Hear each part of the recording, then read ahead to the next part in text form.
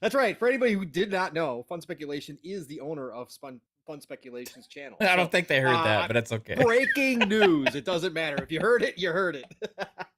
Hey, It's what's funny. going on, gamers? Welcome to the greatest show on Thursday nights. You have tuned in, hopefully live, or maybe you got to wait and watch it later. But this is PM in the PM Pong and Mav in the PM. And as you can see, we do have a special guest. He has, I believe, you've been on here before, haven't you, 3-Bit? Yeah, one other time. Yeah, one other time. You still have never had like an actual scheduled appearance where I could do a full intro for you. But listen, we've got one of the best in the business. This is one of the most talented people I have the pleasure of knowing. Mav and I both call him a brother. I know a lot of people in this community know him. But he is just one of the best dudes out there. He has got a lot going on that people are not aware of, but you're going to want to remember this guy because his name might be up in lights sooner than later.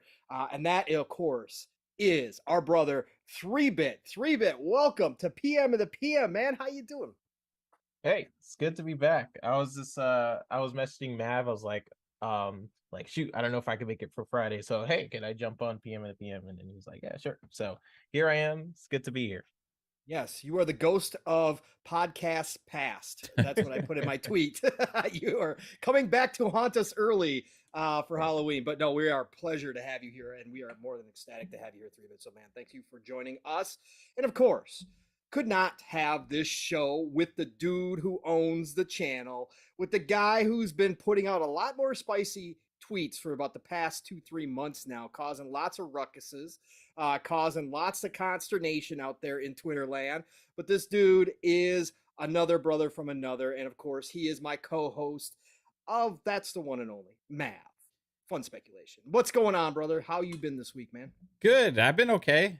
I'm having like this like withdrawals, I think, and disappointment that set in for certain aspects in my gaming life, and it's causing me a lot of disdain and issues and angst. I feel like a tiger trapped in a cage right now. I don't know, man. I almost have I wouldn't say I'm burnt out, but I had an overwhelmingly sense of disappointment the last month or so with some Sure. of the news, that's been Mhm. coming out. And it's kind of like hit me this week. We've had a lot of stuff going on behind the scenes with family and stuff, and it's been kind of like affecting how much I'm active this week. If you notice, I haven't streamed a game yet this week. What the hell's going on?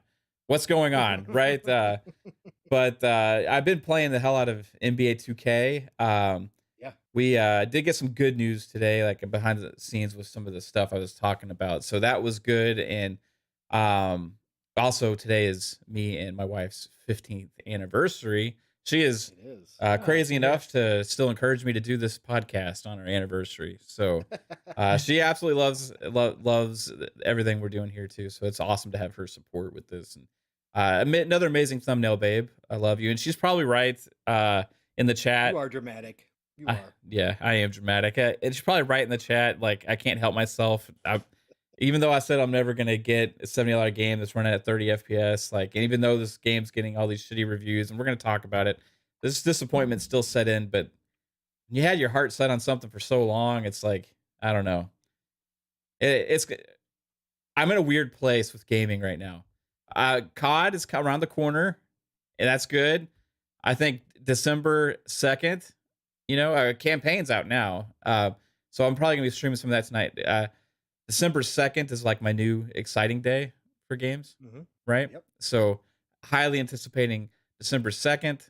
My AAA gaming excitement key has kept being pushed back and pushed back and pushed back. So now December 2nd is the big day for me. But yeah, lots going on, man. But hey, Pong Soul, the best Yeah. host on this channel. How's it going with you? Yeah, okay, whatever. Hey, best host, forgot to ask 3-Bit. 3-Bit, you been playing anything, brother, at all? Have you had a chance? Yeah, I've been playing a little bit of the house party game we're talking about. And house party and going back to the basics of bully. Restarted a whole new save, just taking a look back. I haven't had a chance to jump into Scorn or Plague Tale yet because I jumped straight from work and then I'm like, what time? I want enough time to be able to play those amazing games. So For people who don't know 3-bit, where does Bully rank for you? oh, All like all top time. 5 games of all Top time. 5, yeah. Yeah, probably like 5. So Halo is probably It's a between very that. unique choice. I mean, I love Yeah. Bully, and I love Bully back in the day, but most people never, when you talk about greatest all time, bring up Bully like Yeah, I in just there. freaking love that game. Yeah, I know I you don't know why. do. I beat it and then I No, was it's like, cool. yeah, it's one of Yeah, my favorite games. that's good, man. I'm glad we got a little bit of time to play. Yeah, my week has been absolutely ridiculous as always, but even more so this week. I think I've got maybe, like I think I told Mav in the DMs, maybe like 2 hours this week of gaming in so far, which is well below normal. Um, I've actually been, because I've been trying to keep my sleep schedule on straight to after work so I can get up in the morning and go work out. So I've been back to, because I found myself playing video games, and everybody, I'm sure everybody in the chat, and you guys all know, when you're playing video games, it's very hard to stop if you're in the middle of something. Yeah, you need like Yeah, time set aside. like, yeah, Yeah. right. And so if you're trying to hit bed at a certain time, like it's very easy to go, I got another half hour. I got another half hour. And the next thing you know, it is early morning and you've ruined your schedule. So I've gone back to actually watching movies at night, which I haven't done in a long time. Anybody who knows, I don't have the TV on unless I'm playing games, but it's been much easier actually ending the movie and just going to bed than it is actually getting off games. So that's what Yep. I've been doing this week too. A The lot movies of was the question yet. Yeah, I've been watching a lot of yeah, yeah. movies. Have you? That's cool. Yeah, I just watched The Northman, which I had not seen yet. Caught up on that. My God, what a freaking phenomenal Viking movie! Absolutely freaking love that movie. Eggers did such a great job with it. So yeah, I caught up on that this week. But I did play some Scorn. I did play some Plague's Tale. I got about an hour. Well, I got a little bit more scoring because I started scoring, obviously last week over the weekend. So, but I have been playing both of those. Plague's Tale is absolutely drop dead gorgeous. I'm thankful for the 120 mode because I have the ability where it runs at about 40 FPS or so with VRR. You can tell, but it's a lot less than most like 30 frame lock games. Like you can see that it's not 60, but it does enough magic where you go, okay, this is pretty smooth. This isn't bad at all. But So what does that have the a 30 frame mode and then a yeah, 120? yeah, yes. So skip 60 Well, is when Yeah, the just one skip 60. the Yeah, because they couldn't get 120 it. though is weird though because it's not actually 120, right? It's No, 40. 40. Yeah, they were trying to hit the 120 mode allows it to get up to like 40 to 45. But they're trying to get to 60. Soba already came out and said they're working on patches. They Yeah. do want to get it to 60, or as close to as possible. Will they have a So, 60 mode? Because like from what I understand, you can yes. only do the 120 if you have a 120 monitor. Yes, that is true. Yes, you can. So It doesn't recognize anything else. There's no settings. It just yeah, recognizes you have a 120 right. monitor with VRR. That's all it does. So, but they're working on patches. So I'm hoping that they will get a 60 frames mode in there. I'm assuming that's what they want to do at some point. But it's gorgeous. The game is stunning. Already have just in my first hour. I'm most of the way through chapter 2, I think. But I've already got some issues with, like, I thought this could slip in as game of the year contender, nominee, obviously not winner, but as a nominee, I got to play more. But I do have some little gripes already with some of the choices they made early on. But we'll see how it plays out. But I'm loving it. It's gorgeous. Photo mode is absolutely incredible on the Series X. Having a great time with that as well. In Scorn, listen, don't believe the haters. If you haven't tried Scorn yet, please just go try it. Again, it might not ever be for you, and that's cool.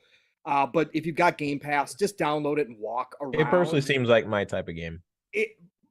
Look, It's just like puzzles, slow. Yes, I'm a Geiger fan too as well.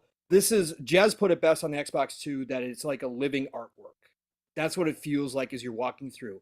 I swear to you, like every corner, every new room I enter, I'm stopping and just staring and looking around and taking pictures. Like it's absolutely stunning. And then there's different environments too that you all of a sudden get used to something. and then all of a sudden they throw you into this new environment and it's like a whole new experience again. But it is like walking through artwork with some combat. And yes, everybody can have gripes about the combat. It's not great combat so far. It's pretty basic, but even the enemies are cool and the enemies are unique. And then again, you throw on top of it the puzzles, which some of them can be a little frustrating. I can understand how some people got really frustrated with a couple of them, but they're not over the top. Like, I like puzzles, so for me, I guess it's a little different. I sit there and think about them, but it's really sweet how they gave some different ways to finish the puzzles in certain cases. I'm not going to spoil anything, but there are some different ways that you can finish out a couple of the puzzles and that kind of stuff. So loving Scorn. I'm going to finish that game. I can already tell you it's probably going to wind up somewhere as an 8 for me once I do finish it. I already know that. Easily could be a 9 if some of the combat was a little bit better, but I don't have all the weapons yet, so we'll have to wait and see how it turns out. But loving Scorn as well. And then, yeah, we played some NBA 2K Triple Threat co-op That was a blast. last week Yeah. with Steel. Steel, you and me doing Triple Threat. Yeah, that was interesting. That was the most fun I've had playing games in a little while, to be honest. You know, just that That's mode. too bad. I hate to hear that. No, it was good. It's because I was hanging out with you two. You know what I mean? Yeah. Like, but yeah, that was fun. Yeah, that was fun. Because we played Yeah, for 8 hours. I feel like. Yeah. Well, we It's played crazy. a long time, whatever the hell it was. So we just jumped into it on a whim and kept playing. Mhm. So so I did that too.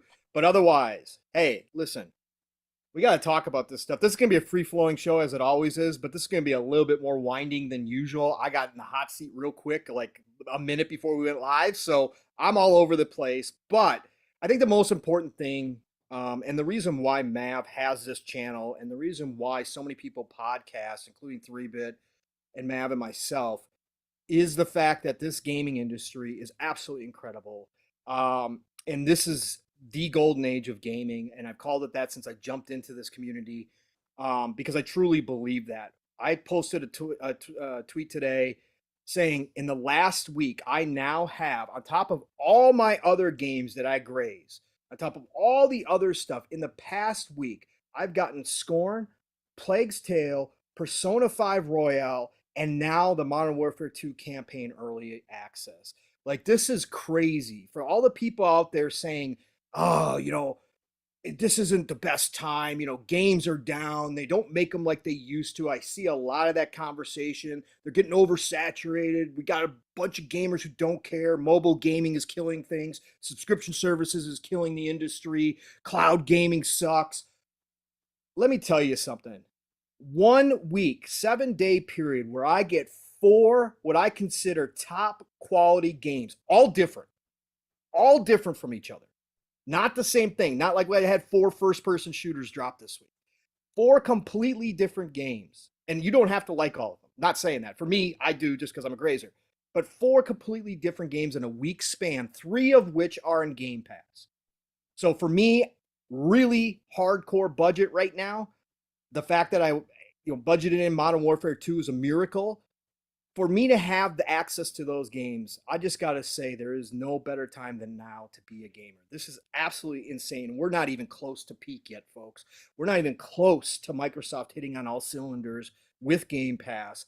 But it's just absolutely incredible sometimes to sit back and stop for a minute and realize what kind of period of time we are in for this industry and what they're giving us for a reasonable price. It's absolutely insanity. I don't know. Do you guys disagree with me or no?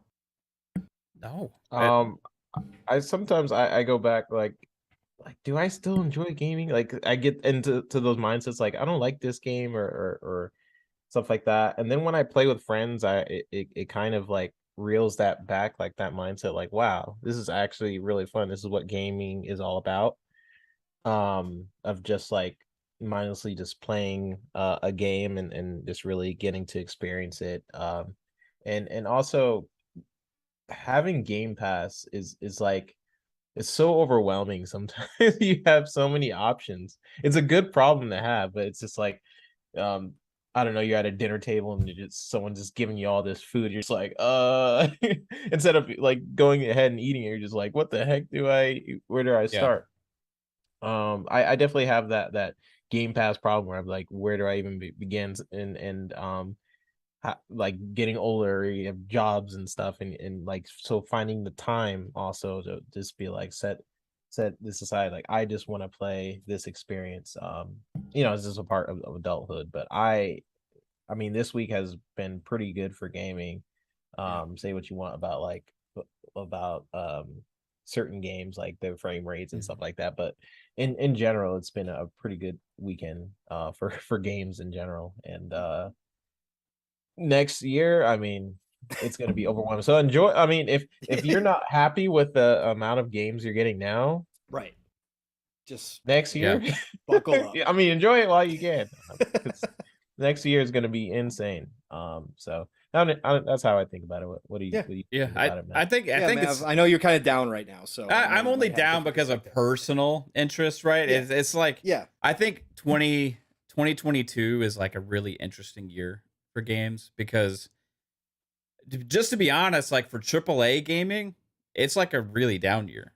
You know what I mean? Even though like with all these games that we have in a Game Pass and all the variety, and it's not to say that there's not a ton of awesome stuff, right? It's just you look at across the board from like all the third party publishers and a lot of the and a lot of stuff from Xbox. Everything's been pushed back into 2023. And for me, it was personally the things that I was most excited for. You know what I mean? Yeah. So it left this big hole. Now there's still stuff coming. Like I said, December 2nd is a big day for me because we get Need for Speed and we also get Midnight Suns. I believe that's coming out that day as well. Also for other people, fans of horror genre, you get Callisto Protocol. So that's a huge freaking day. Like 3 monster AAA games right there. Did you see Deadpool's trying to get in Midnight Suns, by the way? Oh yeah, I didn't see that. Yeah, they started a campaign. He started a campaign, Deadpool Nice. Suns on Twitter. Midnight Suns did jump back on my radar the more I heard about it. Yeah. So, I've been right now. It's kind of feeling like even there's some stuff like I want to play. Like I want to play Plague Tale, but it's not one that like, oh, I can't wait to play that game. You know what I mean? It doesn't get those like juices flowing in me that the hype level I get, for certain things. So I'm gonna play it, and I'm sure I'm gonna enjoy it.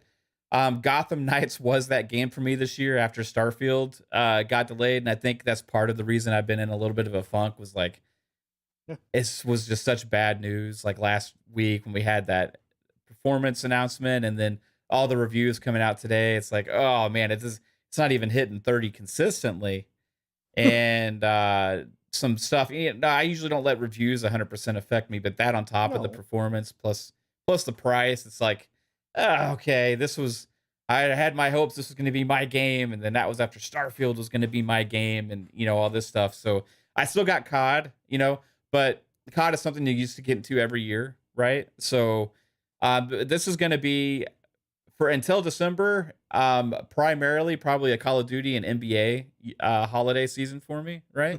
So, but that's cool. I mean, there's casual. no complaints. I know. Casual. It sounds like I'm a casual gamer. I want the RPGs though, man. I want these big like Western RPGs and like Fable and like Avowed and Starfield and stuff like that. And Gotham Knights was kind of gonna tote that bridge for me a little bit because I'm a obviously I'm a DC nut. I'm a Marvel nut. I mean, like all that stuff. What was that 3-bit?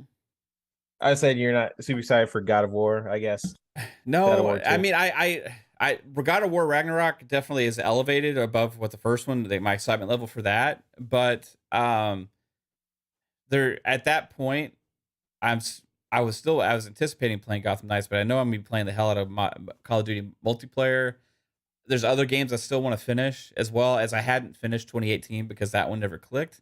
But Ragnarok's trailer, the last one that we had seen, really elevated it for me because it seems like there's a lot more variety there with the enemies and the locations and the level design. So that's definitely, and maybe that'll be something that really grabs me when it comes out. I'm going to wait and see approach right now for that, but it's definitely more on my radar than it was for sure. Overall though, I mean, it's still an amazing year though. Like even with all of these delays, all of this stuff, performance issues on some of the big releases so far this year now, again, it's still, there's so much variety and so much stuff for people to play that it doesn't really feel like, oh, well, I guess I'm not going to be playing any damn games this year. I mean, there's so much damn stuff.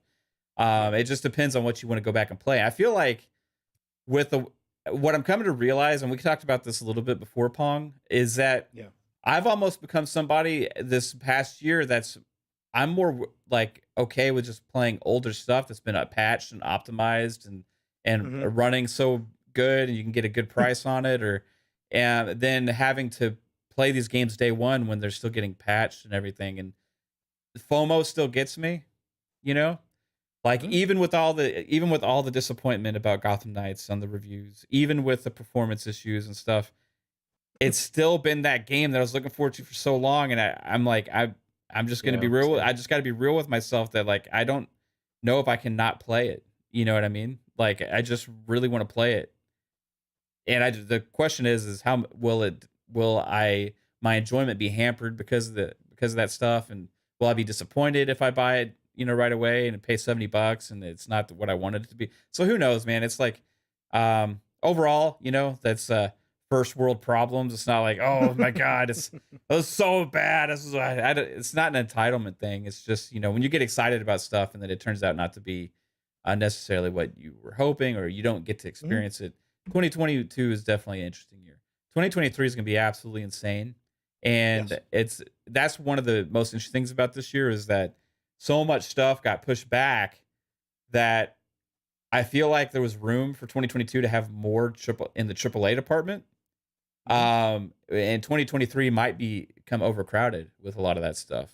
So we'll see. 2023 is going to increase the backlogs dramatically. For sure. If you don't already have one, just be aware. Like again, and to your point about FOMO, Matt, that was like the biggest thing I ever overcame in my life was FOMO in a lot of different areas of my life, but especially with video games, because I did realize, you know, how I was as a gamer. I had to be real with myself, and the fact that I needed games day one, and then never got around to playing them, or would play them for like an hour and then be on to something else. And I was like, why did I just go spend full price on this? Why did I do that to myself? What was the point of this? Now, sure, there was those ones that will always be day one. Pong. Yeah, I know. But there's ones that will always be day one, like, you know, Skyrims and that kind of stuff. Call of Duty. Always going to be day one. Modern Call Warfare. of Duty, right? Is Modern Warfare 2 going to like save this holiday season for the AAA department right now? It is. It is. I've seen more people, and we're not going to go on a Modern Warfare 2 rant again, but I've seen more people on Twitter say, I haven't been interested in a Call of Duty, or I have not purchased a Call of Duty in years, coming out and saying, I want to get this game. Like, I think this is going to be gigantic. This and God of War are going to be both huge. Dude, is there a chance it could be because of the lack of other AAA stuff? Like, it could potentially. I haven't seen, there's no real big reviews out there yet, I don't think. Is there? No. Right. So, no. Is there a chance that this could end up being a Call of Duty that could get that nomination for Game of the Year? No, I don't think so. I don't think so. Is it the time frame? Or when does it release? It releases next week. Next week officially, yeah.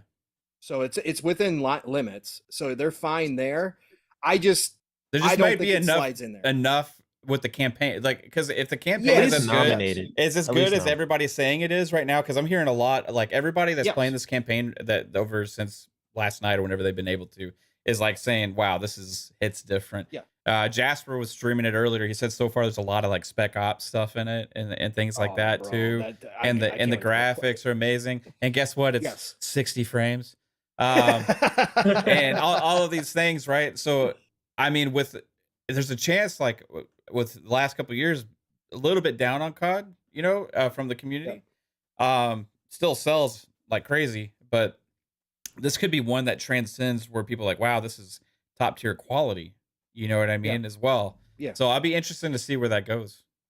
It possibly, again, in a weak year, it could. I could see it sliding in, but I would expect, from what we know of the voters, the journalists that vote on this stuff, they will slide in a smaller title before they slide in Call of Duty, right? That they, thinking that this is prestigious, more prestigious than it actually is, would rather go to a smaller game, because you're going to have like Outsiders like Cult of the Lamb as a possibility sliding in there this I year. think that Immortality game that you played Yes, 3-bit could get Immortality. in there. Yeah, That's yeah, like it maybe could the slide highest in there. reviewed game this year, actually. Yeah, it could be. Yep. Wow. So there's a lot of choices for the voters. So I don't know if Call of Duty does. I wouldn't, again, would it shock me to hell if it showed up? No, it wouldn't shock me to hell because again, everything I've seen so far looks absolutely gorgeous. Like you said, man, everybody that's playing it so far is blown away by what they've done. So I would not doubt. It would not surprise me if it slides in. I got a question for you about another potential candidate, Pong. Would you say that, because I haven't dove into it yet, would you say that Plague Tale Requiem is the best looking game this generation? This generation? I mean, yeah, Flight Sim obviously is from- at a different level, but like, I'm trying to think what else. What else would be up there with Plague Tale? Well, Did see, I Forza never played Ratchet. Forza Horizon 5. Forza Horizon 5. Never played Ratchet and Clank, but from what I saw, it's gorgeous, right? Didn't play Horizon. Horizon is absolutely gorgeous, though, from all the screenshots I've seen. Now, I've seen people doing the whole, this looks better than Horizon does, but it's like, okay, well, that's different art styles, too, so I don't know. But I will say, detail-wise, Mav, this is probably the most detailed game this generation. Right. Like, I was playing around in photo mode, and the material work is second to none. Like, I thought the first Plague Tale was pretty good, and we've seen, some good cloth, some good leather when you zoom in. But this one is utterly ridiculous with the flaws, and it's just unbelievable what they've pulled off. Asobos are geniuses. And some of the different areas, and I'm only in chapter 2, so I know there's some other different areas too that are completely different environments that I haven't seen yet. But from what I'm seeing so far, I would say this is probably one of the most detailed games we've had so far. For me, I haven't played it yet, so I got to reserve judgment on that. But like, Asobo also, the one I just mentioned, made Flight Sim, which is talked about with the best graphics so far, and then Forza Horizon was also talked about a lot. That's from Playground, and then I guess you would add Horizon Forbidden West in there. I don't think Spider-Man 2 gets that nod at all, but it is an open world game, so maybe God of War Ragnarok will be this year.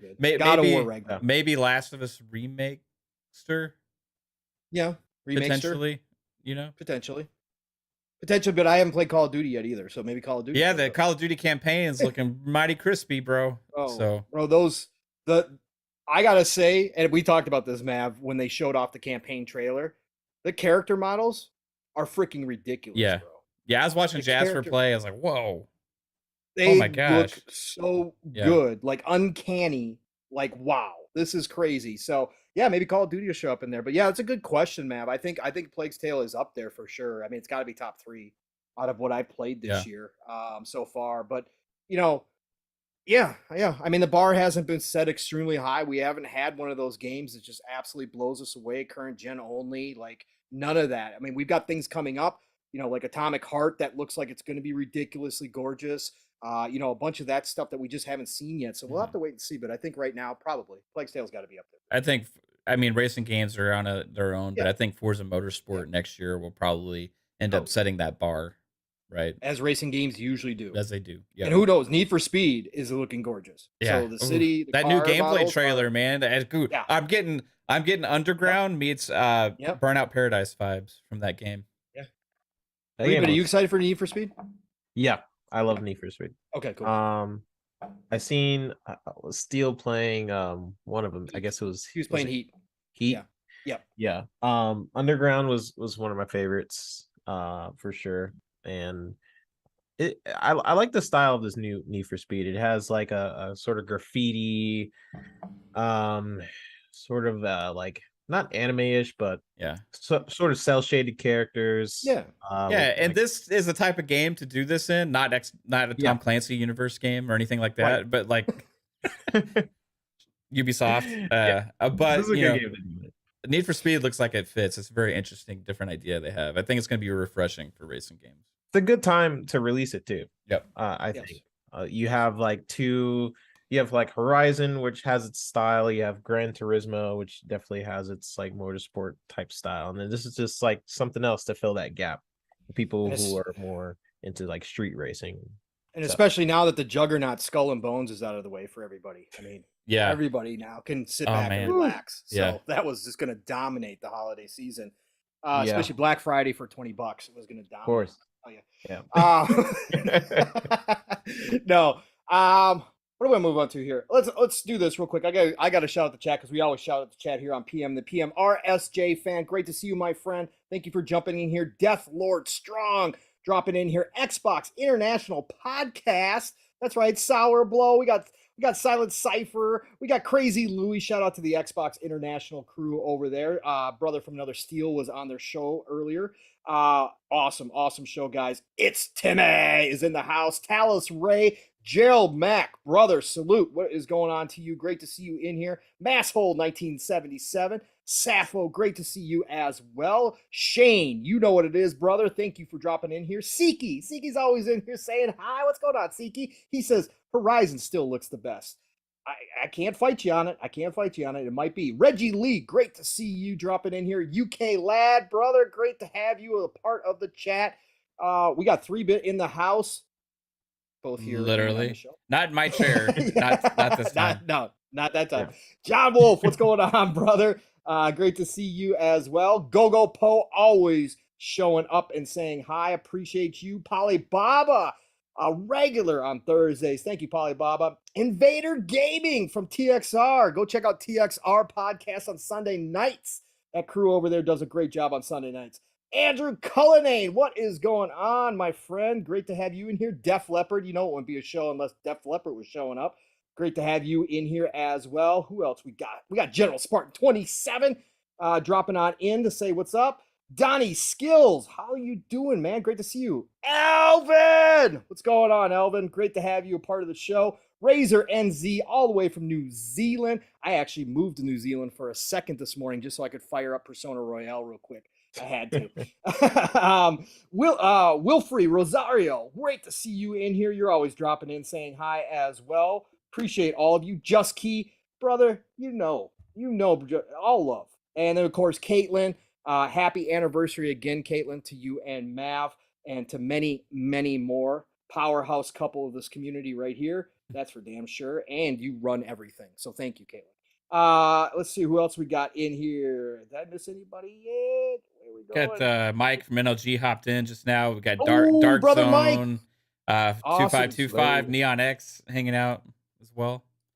Yeah. Oh, Tony Grasso. Can't miss Tony Grasso. He was in here from the beginning. Great to see you, Tony, as well. Hey, everybody, whether you listen live or whether you're listening in the future on your favorite audio platform or on replay right here on YouTube, we love you. Nothing but respect. Thank you for coming out and supporting all of us. Also, I want to get a quick shout out to Back from the Dead, whose anniversary for him and his wife as well today. Wow. He was on Xbox Ultimate last Friday. So yeah, it's their 10 year today. Yeah, it's their 10 year. Yeah. So shout out to him as well. And congratulations to you and your lovely wife. Dark Zone 2525. Great to see you, Dark Zone, in here. All right, so let's get down to business now.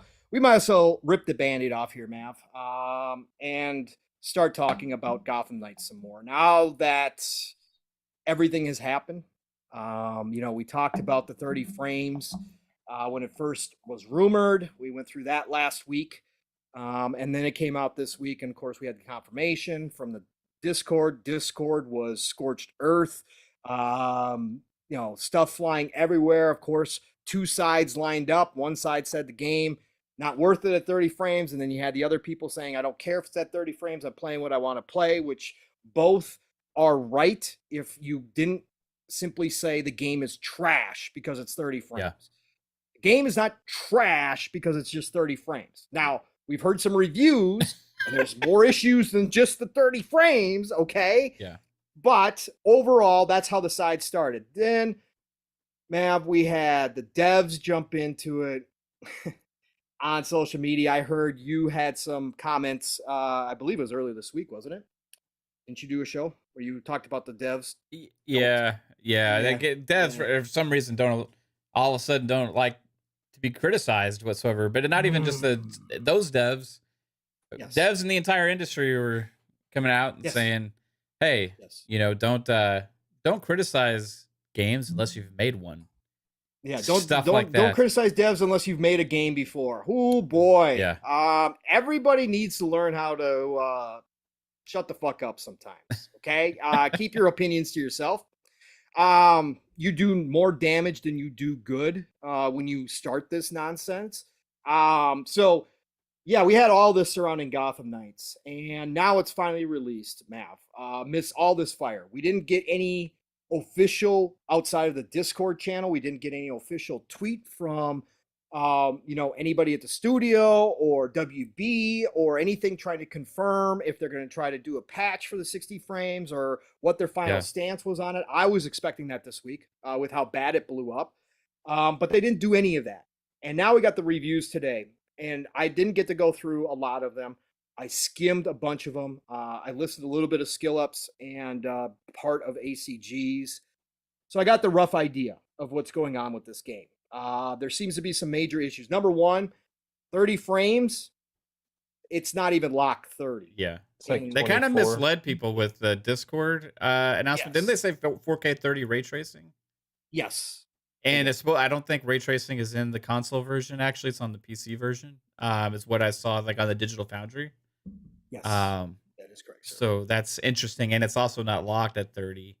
So they had said they'd opted for that for a smooth 30 experience, and also, one interesting thing is one of those devs that did come out to say that it's because of the Series S. The one interesting takeaway from the Digital Foundry video is that the Series S actually runs this more flawlessly than the other consoles because of resolution. What? You mean you can improve frame rates by dropping the resolution? That's crazy. No, it's impossible. I don't understand. It's crazy talk. It's impossible. And that's even on a lower GPU. I don't get it. My mind's blown. My mind's blown. I know, Mav. We're going to talk about the S a little bit later because you want to dive into that too. So we had that. We've got the problems. Some people have issues with the combat. Some people have issues with that. It doesn't even look as good as Arkham. All valid points. Since we are in 2022. And Arkham is now, 10 years old, 12 years old, whatever the hell it is at this point. And then on top of that, you've got people still fighting this battle that, hey, you should still spend your $70 and go get this game. Listen, number one, to the devs out there, because I didn't get a chance to talk on this, the devs, listen. Your profession is no different than any profession in this entire world. I don't have to be trained as a professional chef to criticize a chef if he screws up my meal. You are not above criticism. You do not get to gatekeep criticism because for some reason, not all of you for sure. A lot of devs tough as nails, but a lot of you are soft. Okay, a lot of you real soft.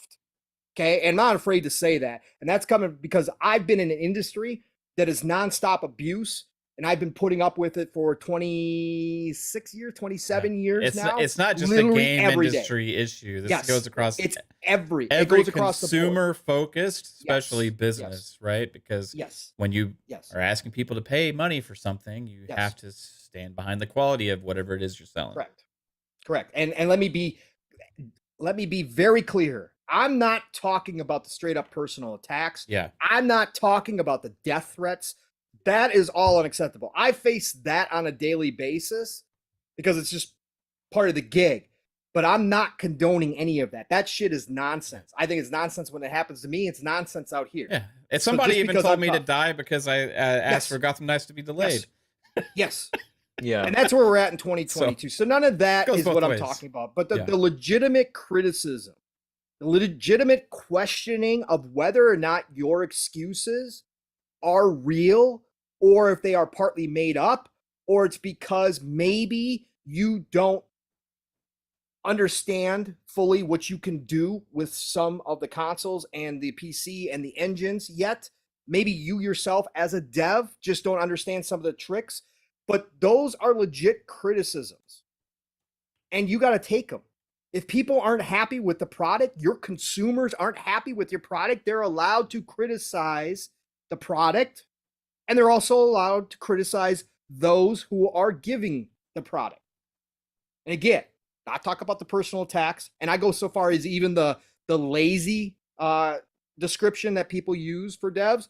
I don't even think that's not a legit criticism, because that's not real. Sure, there's lazy people in every profession, and that includes devs. I'm sure there's some devs who've skated by for decades and not done anything above the minimum effort. Okay, that happens in all professions. But just a blanket statement that the devs are lazy, that's why we don't get 60 frames, I don't think that's a legitimate criticism either, because I don't believe that for 1 minute.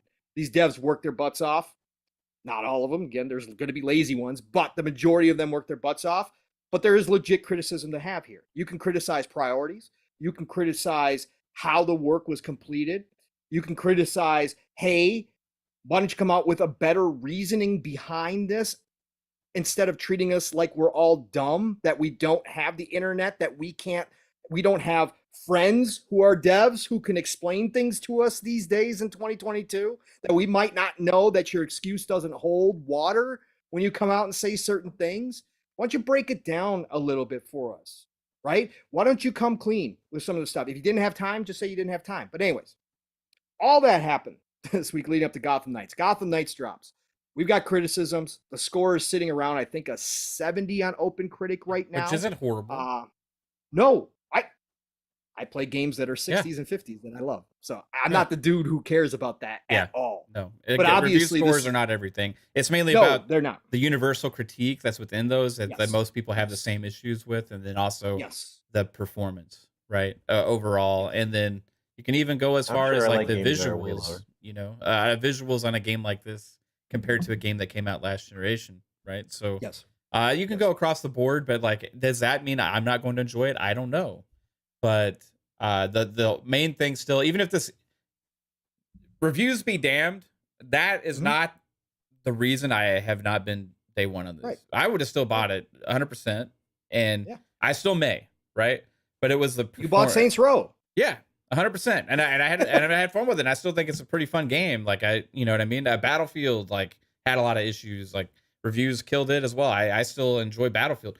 It's not about reviews. It's about the things, the universal things that are said across it, but also mainly the performance for me. Yes, right, and that's where it still sits.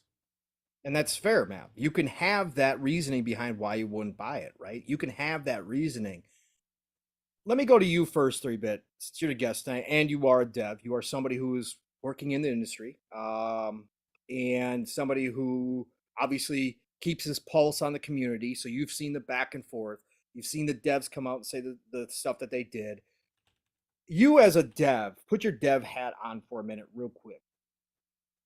Do you personally, and again, you not working on that game, not specifically worked on that programming at all, but you specifically, when they came out and said in the Discord and said that they were locking at a 4K 30, that it had to do with the tethering system, the co-op tethering system in this open world, basically unlimited tethering system, so you can be anywhere in the world. Do you believe that is real, or do you believe that is just a front to maybe some different issues behind the scenes?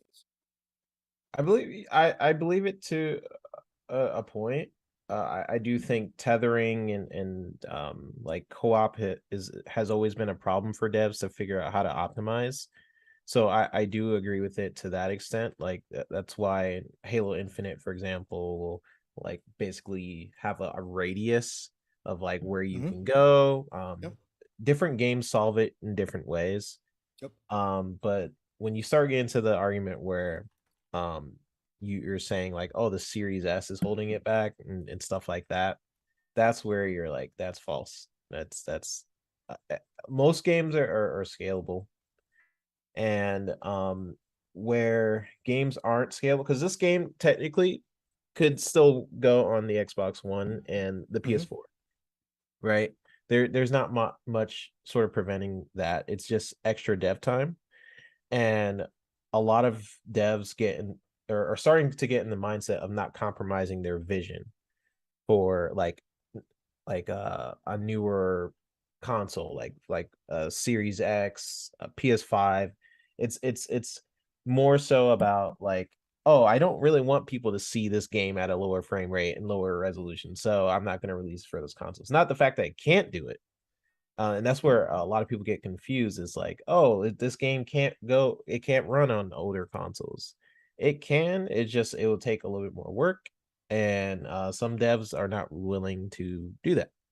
But for example,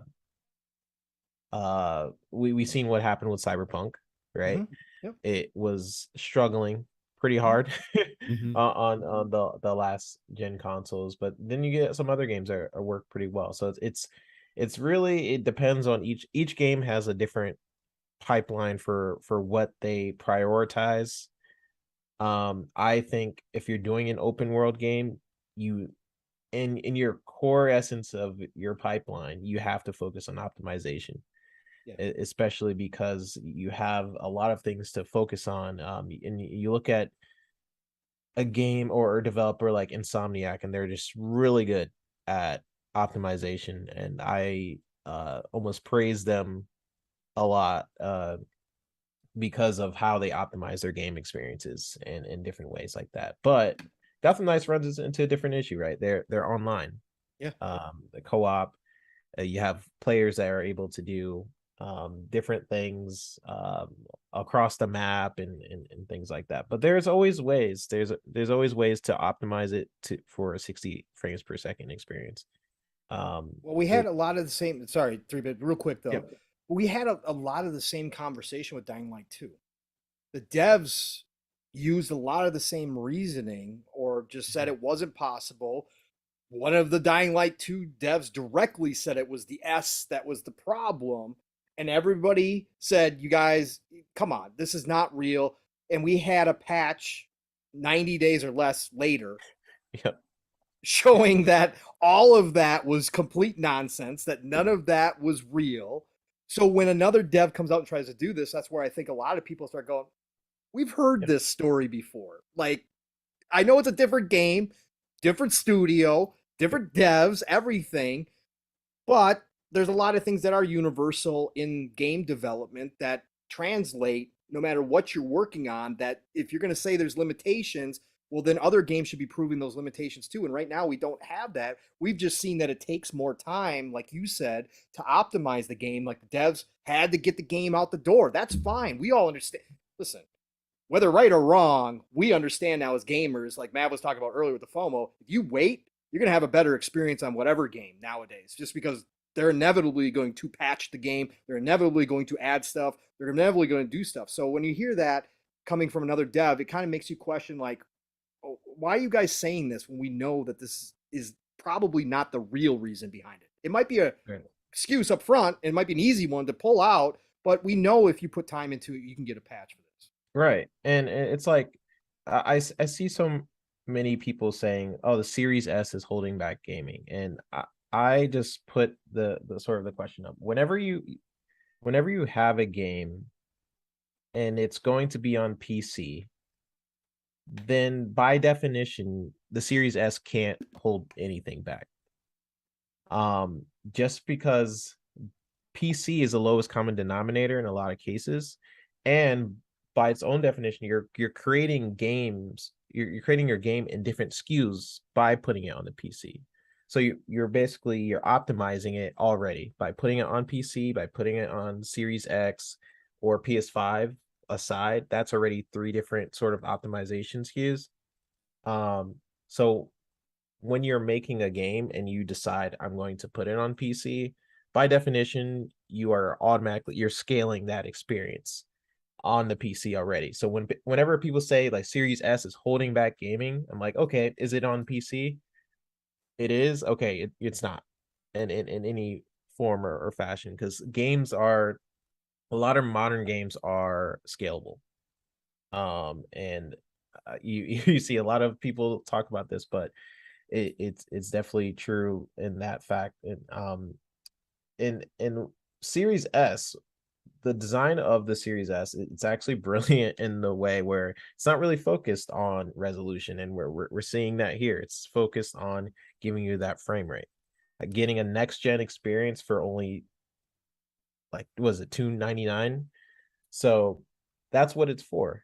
And a lot of people are that discredit that experience. You're getting next gen for such a low price that it's amazing. And I don't get the devs that say the Series S is holding back, because I've heard it from multiple people now, but I've never really truly understood it, because by definition, if you're releasing something on a PC, most of the minimum specs that you're releasing it for are lower quality specific specs than the Series S. So it's crazy to me to think that. And I don't know, I never really got that argument from different devs saying the Series S is holding back, because that doesn't make sense to me. But I do get that game development in general is hard and it takes a lot of time. So the argument where you're saying like, oh, I don't want to put it on the older gen consoles, I get, but it's still possible. That's what people need to sort of get through their head. It's still possible to put it on the Xbox One and PS4. We've seen amazing games that look amazing on the Xbox to this One day. and PS4. To this day. Red Dead Redemption 2.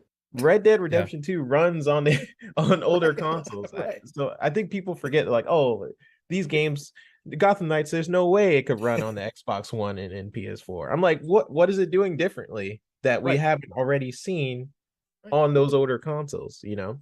And it's not much. It's less about can we do it, and more so about like, oh, we don't have the time. Right. Because it is possible to put these games on older consoles. I mean, would you say it just comes along with early decisions along the way that led up to some of the issues, right? Like with priorities, right? And this has been my argument from the get-go, is that it seems like we're in this age where like new things are possible on console, right? And PC. And obviously devs want to take advantage of every new thing and every new visual feature and push the boundaries on what you can do. And at a lot of times it's like a detriment to the overall experience, it kind of seems like. Now, certain games maybe it makes more sense for, right? But when you set certain standards for a certain aspect, and you know at the end of the day it's like, oh shit, we're not going to get to where we needed to be performance wise, it seems like it was from some of those decisions made early on that when you're in the direction of a game. And for me, it's like I this was talking about earlier in the show, Pong. It's like some of these games that came out last generation, like when they got FPS boosts or they got these next gen patches and all these things, they feel like brand new, amazing experiences. That is like kind of like is some of them are superior to anything we've gotten this generation, really. You know what I mean? And it's like we've reached a level in fidelity for me with graphics and everything like this last generation that is like pretty damn impressive.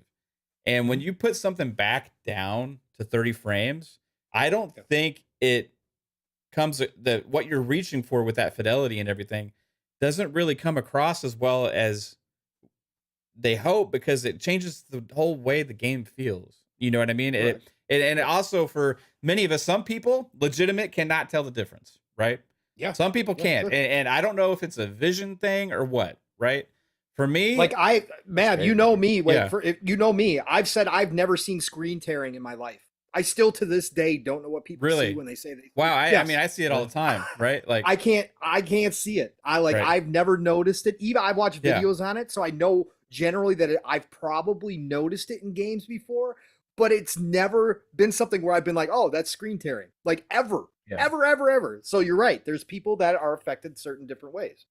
And for me, it's like I didn't understand the 60 frames thing until this generation. You know what I mean? Right.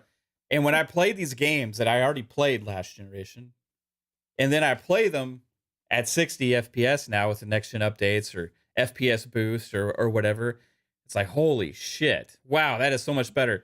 And like when Assassin's Creed Valhalla came out and it was like 4K 60, which is a huge, massive open world game also, I was like, oh my God, this is different. That felt like a brand new game. Oh, yeah. It was like, what the hell is this? This is what PC gamers been talking about all that damn time. What have I been missing? You know, and then if I go back, right, and then especially with the games that have the options, I'll toggle between them. You know what I mean? For me, it is an insane difference. It is an insane difference. So that's why it affects me so much. That's why I get so passionate about that topic. And I think a lot of people are in that same boat. Now, not everybody. If some people still prefer fidelity mode and the high 30 frames, hey, that's cool.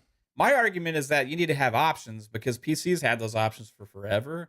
And you shouldn't, in this day and age now, be designing a game that's handicapped to be only limited in a performance, knowing that these consoles are still early in the life cycle. You know what I mean? Like, we're not getting new hardware really anytime soon that is going to be able to get updated, or maybe we'll see, Pong. But supposedly, we're not getting new hardware anytime soon, right? Now, I just don't understand the choices that would be implemented early on from a developer saying that we're going to push this on an open world action based game, even though it's going to cost us in the performance department, not even being able to hit a solid 30. Now, maybe it's time, right? And maybe it's priority of resources and allocating your priorities and everything. I just feel like sometimes like the priorities are misplaced. You know what I mean? And it comes across from the attitude of some of the developers when they try and defend this stuff, that it's like they're defending those decisions because they're trying to promote artistic vision and stuff. But I would argue like now it's not necessarily what gamers want. They want performance because it affects the visuals for me too. Like you can have a higher fidelity game that has better shadows, better reflections, maybe even some better lighting and stuff. But if it's running at 30, especially sub 30, it looks worse than if it's running at 60 because we're not playing these games standing still. We're playing these games in motion, and it's not just the way it makes the games feel.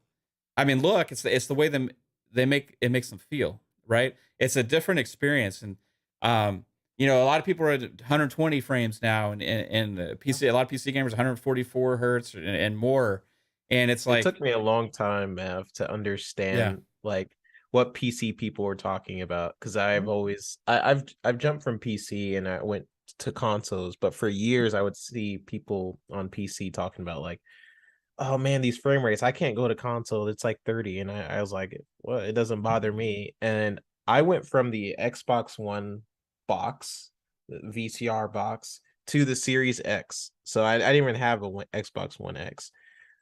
When I say it was like a massive jump, and I don't want to ever go back, I definitely mean that. Like now that I've experienced 60 frames per second in games, I finally get what PC people have been talking about so long. And I don't want to go back. No. And I was the same as you, 3-bit. I came from the VCR on a 1080 screen and jumped to a Series X 4K OLED. It was a legit leap for me that I had never experienced before. I saw some people who had the 1Xs and maybe already had one of the older OLEDs was like, it's not that big a difference, blah, blah, blah. The frames are not. For me, it was a whole generation leap. Like it really was. So it is different, but the 60 frames, to Mav's point, is more about feeling.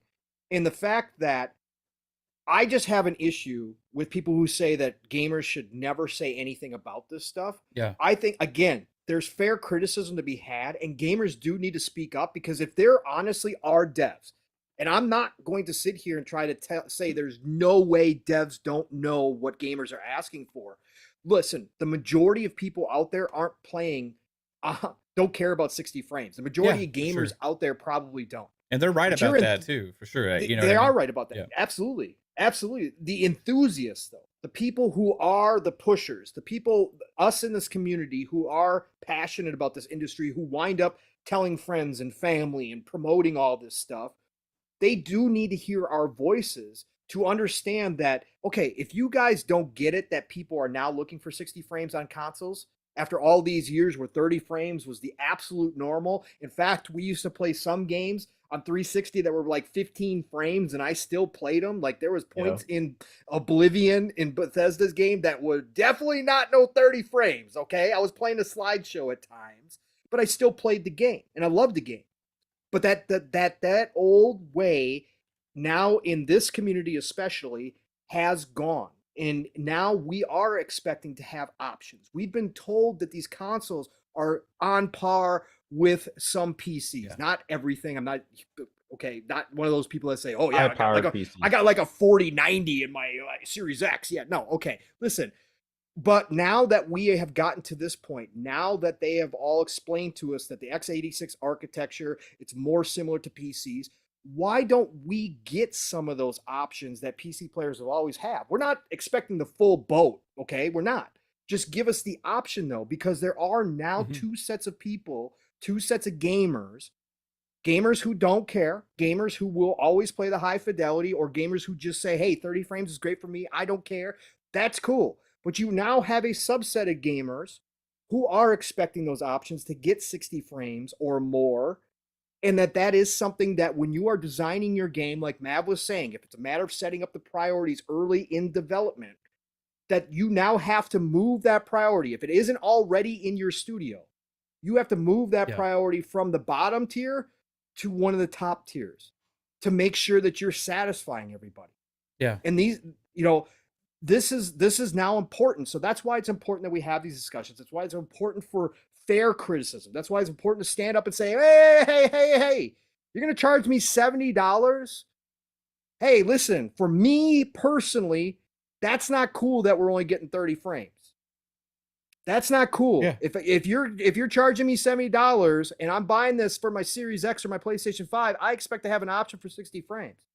Yeah. I don't think there's anything wrong with that whatsoever. Again, and I think it's important. It's weird to me, Pong, also, we get this attitude like you're not allowed to critique games or developers because these people work hard on it. Why is that so exclusive to the gaming industry that we are not allowed to like speak our voices because we're afraid of offending a game developer somewhere or something? Like, if we watch a movie and it sucks, we're like, oh, that movie sucked. Like, you don't hear people like, oh, but what about the film editor that worked on that movie? You know what I mean? What about the hundreds of millions of dollars they spent on it? They put a lot of work. What about the 2 years they took developing it?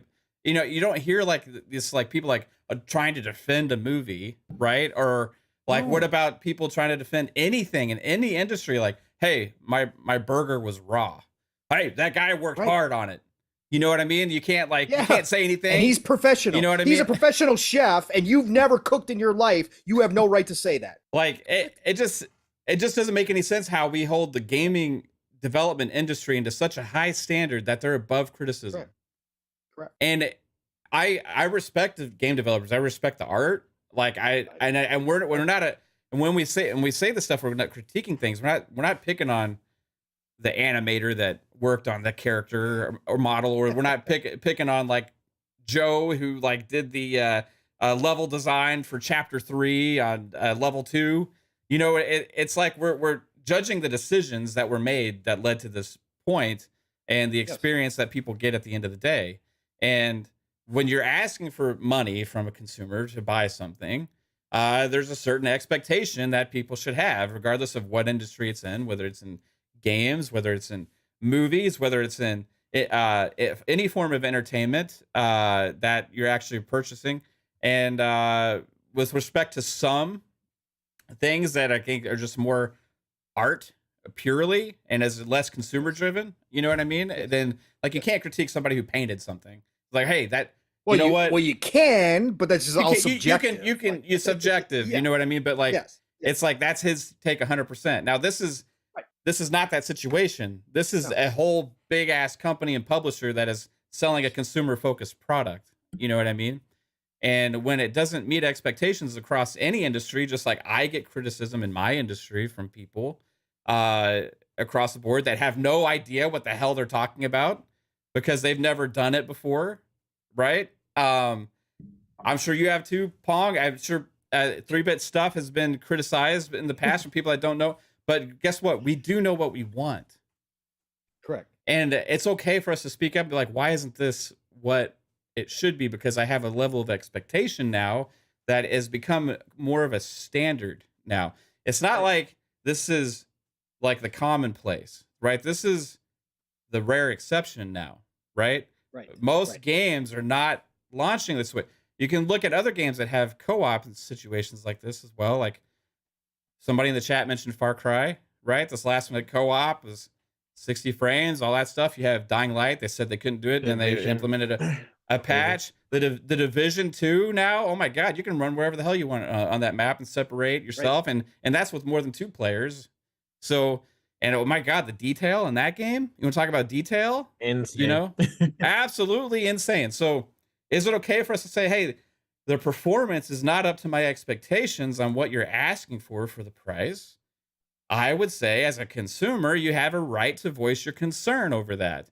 And anybody who says otherwise is just suck on their dicks. I don't know what to say. I'm just sorry, but like you can't not allow criticism in an entire industry, right? Like this is like what the hell is that? You got a cycle. Like how is that fair for anybody else in any other trade that gets criticism every day for doing their jobs, right? Right. Why do we hold game developers, because we love the art, we love the games, to a standard in which they're above that? No. I'm sorry, I appreciate their work they do, but they're not any more special than anybody else that does a job for a living. Yeah. It's just the truth. Yeah, and I'll stand up for the people again, man. We had this conversation last week too. I'll stand up for the people who get criticized because they come out and say, I'm enjoying this game. Like all the people that enjoyed Cyberpunk, like myself, when it was cool to hate train. I will stand up for anybody who wants to stand up and say, I'm cool with 30 frames. Listen, I'm cool with 30 frames too. I don't care. That's fine. But you can't then turn around, make a statement like, well, I'm cool with 30 frames. All of you have to be cool with 30 frames too. No. People can like what they like as consumers, and they can have fair criticisms. Again, I'm not talking about the nonsense that goes on. I'm talking about fair criticisms to let the devs know in 2022, we expect more out of your products than we did last generation and the prior generations. That now that we have gotten to experience something like 60 frames, we're expecting all of you to know that and to give us an option. Not the only thing. None of us are sitting here going, just get rid of the whole 30 frames and 4K and just give us the 60 frames 1080. That's not what we're saying. Give us the same options you give the PC players, as 3-Bit was talking about, when you're still making games for PCs that are less than the current consoles are. Give us those same options. The lowest PC still has all the options as the highest PC to go in and change how you want to. Just add that to your list of priorities for consoles. That's all we're asking for. That's it. And again, I'm not asking for the PC, like the whole smorgasbord of options from that the PC guys have. I'm not asking for that. But give me a performance mode. Give me a graphics mode. Yes. 2. That's it. I mean, when they introduced these consoles, I mean, how many people did you see saying like this is finally being compared to like higher end PCs for the first time? Oh right? You had all the talk. That's how they're being pitched. That's how they're being sold, right? Like, and it's true. It is. Yeah. It's still true. It's just up to the devs at this point to fully optimize their experiences for gamers, for consumers and stuff, and actually figuring out how to do that, because you can't have statements saying like, oh, it's not possible. It's possible. Just basically figuring out what's like either lowering the resolution, like where can you make a caveat to make it acceptable? Because so too many devs come out saying it's impossible, and then later you find out that no, they just didn't. And that happens all the damn time, dude. Let's get to a couple of super chats real quick, Paul. Yeah. We gotta. You want to go? You want to get them? Yeah, I got them. That's fine. TK Chillin showing up with the $10 super chat. Thank you, TK Chillin. Says you feel 60 frames per second more than seeing it. Good chat, mates. Thank you, sir. And that is absolutely 100% true. It is about the feel of the game when it comes to 60 frames. Now, to Mav's point, it also does affect some of the visuals depending on what's going on. And then Mr. Joanna Dark, of course, showing up with the $4.99 super chat. Thank you, brother. Hello, gentlemen. RE4 looks incredible, and now we need to will RE Code Veronica remake into existence. Also, a new or remake of Condemned. Condemned. Wow. I am not on board with Condemned. That's not one of my games out there. Hey, all of you that love it, a lot of people love Condemned. I hated Condemned. Condemned 2 was great too. Yeah, no, we're not doing that. Yeah, but that's a good one. Code Veronica, absolutely. You already know Mr. Joanna Dark. That's why you did the super chat, because you know you got a supporter right here. Code Veronica is one of the best Resident Evil games out there. People like to diss it and down it, but it is still one of my favorites. Played it on the Dreamcast, love it to this day. And RE4 is looking incredible. For people who don't know, they had Resident Evil showcase today. I don't think we'll have time to talk about it, but they did show off some more RE4 gameplay. I didn't get to see all of it because I was driving, but I caught glimpses of it. Gorgeous. My God, Leon has never looked better in his entire life. Man, that is looking phenomenal. And I cannot wait for that game to come out. It is going to be awesome. So yeah, that's what that's about. Well, 3-bit, you kind of brought up during, I mean, the Gotham Knights thing kind of turned into the whole 60 frames thing, but you were bringing up the S stuff too as well. And Mav wanted to talk about the S. And I'm going to tack on a little bit because I think that this conversation is never going to go away. We obviously have developers out here who have an agenda. They don't like working on the S, and that's fine. I'm sure there's some lower spec PCs that they swear at all the time while they're trying to program for it and trying to figure out how to get it to work. I understand that if the devs all had their way, it would be 4090s for everybody, and there'd be no consoles, and everybody's got to play PC because damn, it'll be easy for us to develop. Guess what? They'd only sell about it's never going to be that way. They only sell about like 100,000 copies tops in that case, right? Right, exactly. Exactly. But we did have the devs come in and jump into this on top of saying you can't criticize devs. You know, obviously one of the devs who has now locked his account and everything else came out, and he's got a history of this. So this wasn't his first time, but he called the S a potato.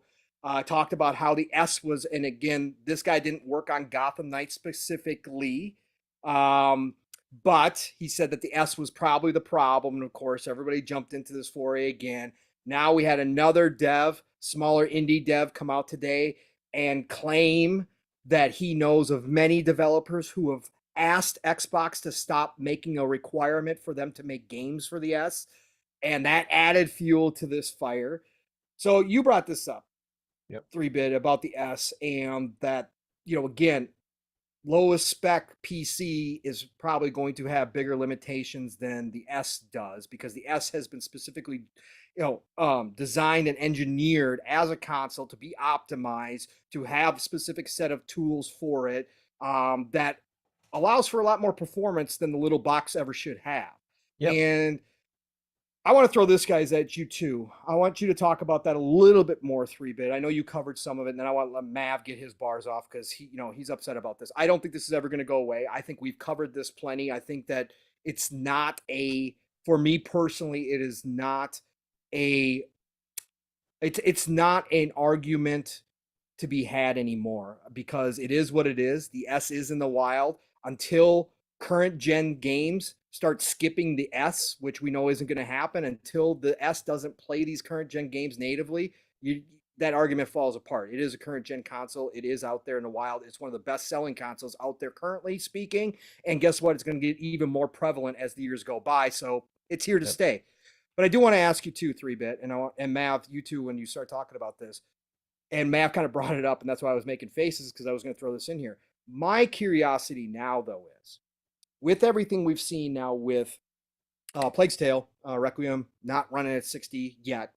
I think they're going to get it patched. The Gotham Knights stuff, all these games, and now we're moving into current gen only games. And now we're hearing about the Unreal Engine 5. We're hearing about some other games potentially really pushing the boundaries of what can be done. I was in the camp that this generation, because of how it started, because of the chip shortages and everything that happened, that we were going to have the longest generation that we've had in video games. And I didn't think we were going to have a mid-gen refresh. I thought these. I've been saying we would all along. I'm just putting that out there. You have. I was against you. We had that discussion on at least one show. Yeah. Now that I'm hearing all this, now that I'm starting to see this, do you think we get the mid-gen refreshes? There's been some smoke. 2024. There was some smoke that PlayStation already has some in the wild. There's some little smoke that maybe Xbox has got them out in the wild to certain devs as well. What do you think, 3-bit? It's a good question.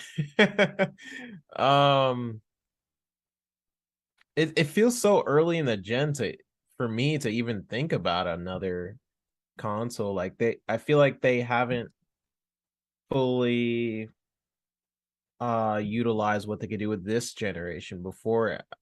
I mean, I wouldn't even think about a next generation without fully Well, I wouldn't say you have to using the think power about of it this one. next generation though, right? 3-bit.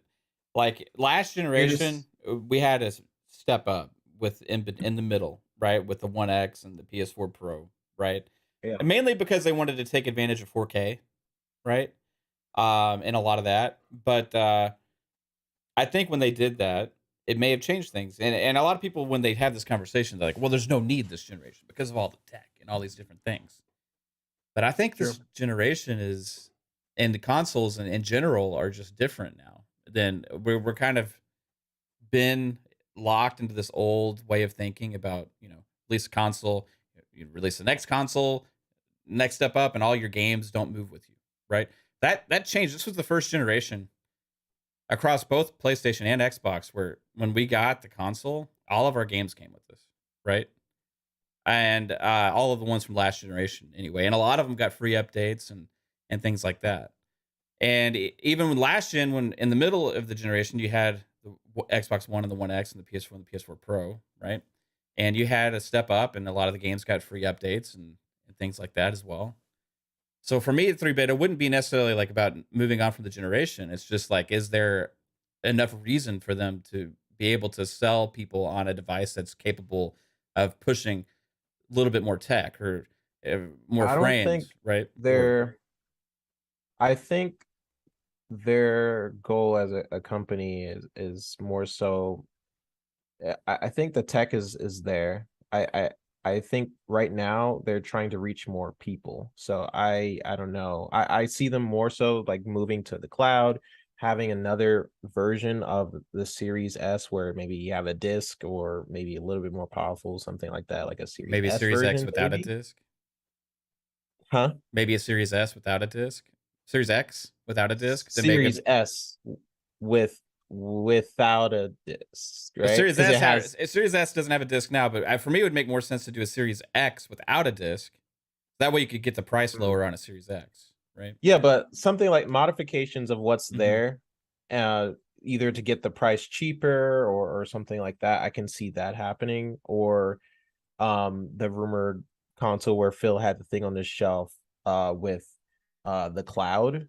Mhm. I think Yeah, the he's goal doing. for a while at least, and maybe it's just me, is to take what you already have and keep building upon it for this generation. Maybe having the X cloud powered machine and basically building up that ecosystem for a while. I don't know if their focus will be on tech because they could really keep improving the tech for a while. Maybe that's just me though. Maybe I'm L- just seeing it differently. Let me throw this in there real quick, 3-bit, since you work on this stuff. Do you think that the PC market and how fast we're seeing the PC cards? Look, we just got the 3000 series, and now we've already got the 4000 series, and it's Yeah. 80 some flops, teraflops, or whatever the hell it is. Do you think that the way the PC market is going could push the minimum specs to the point where the Series S is the low man on the totem pole with the new engines, with the new tech, as these developers start using Unreal 5 and all, new Unity and all that kind of stuff? Do you think that we get to the point where it does become a problem that Microsoft is forced to do something about it? Because look, I'll just throw this out there. We got the Silent Hill was announced this week. For everybody who knows, Silent Hill 2 remake is being done by the Bloober team. Right. Which, had you been listening to us a year ago, we were talking about the smoke. People seem surprised about this, but whatever. That's neither here nor there. But we got the minimum specs here already for Silent Hill, and that's being built current gen only and PC, and it's Unreal 5. And Bloober team has come out with the specs, and for 1080p and a stable 30 FPS, they want an AMD RX 5700 or a GT 1080, just for 1080 and 30 frames. Wow. And then for recommended, and this is going to get you, let's see here, Requirements should enable to play on medium quality settings in 60 frames or high quality settings in 30 frames in full HD or 4K using DLSS or similar technology. They want you to have a 2080 or a 6800. So are we?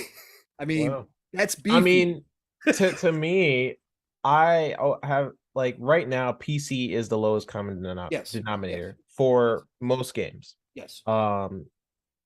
In this generation, I hope actually, yes, I hope they do raise the minimum spec for PCs because that will push. I'm always for pushing the tech forward. I'm always for pushing development forward. There are games. There's very few games that are like really pushing the envelope for where either it's game systems like Starfield of just like massive games where you're just pushing the envelope forward, right? And when you start as an industry, like I'm hoping the whole industry just makes a large push towards that, because then we get amazing looking games and technology, right? I think what's going to happen though, and I made a post about this on Twitter, is some games will come out at 30 and they are very graphic intensive games like Plague's Tale, right? That game is 30 right now, and it's really pushing a lot of amazing graphics. Good shout out to Sobo.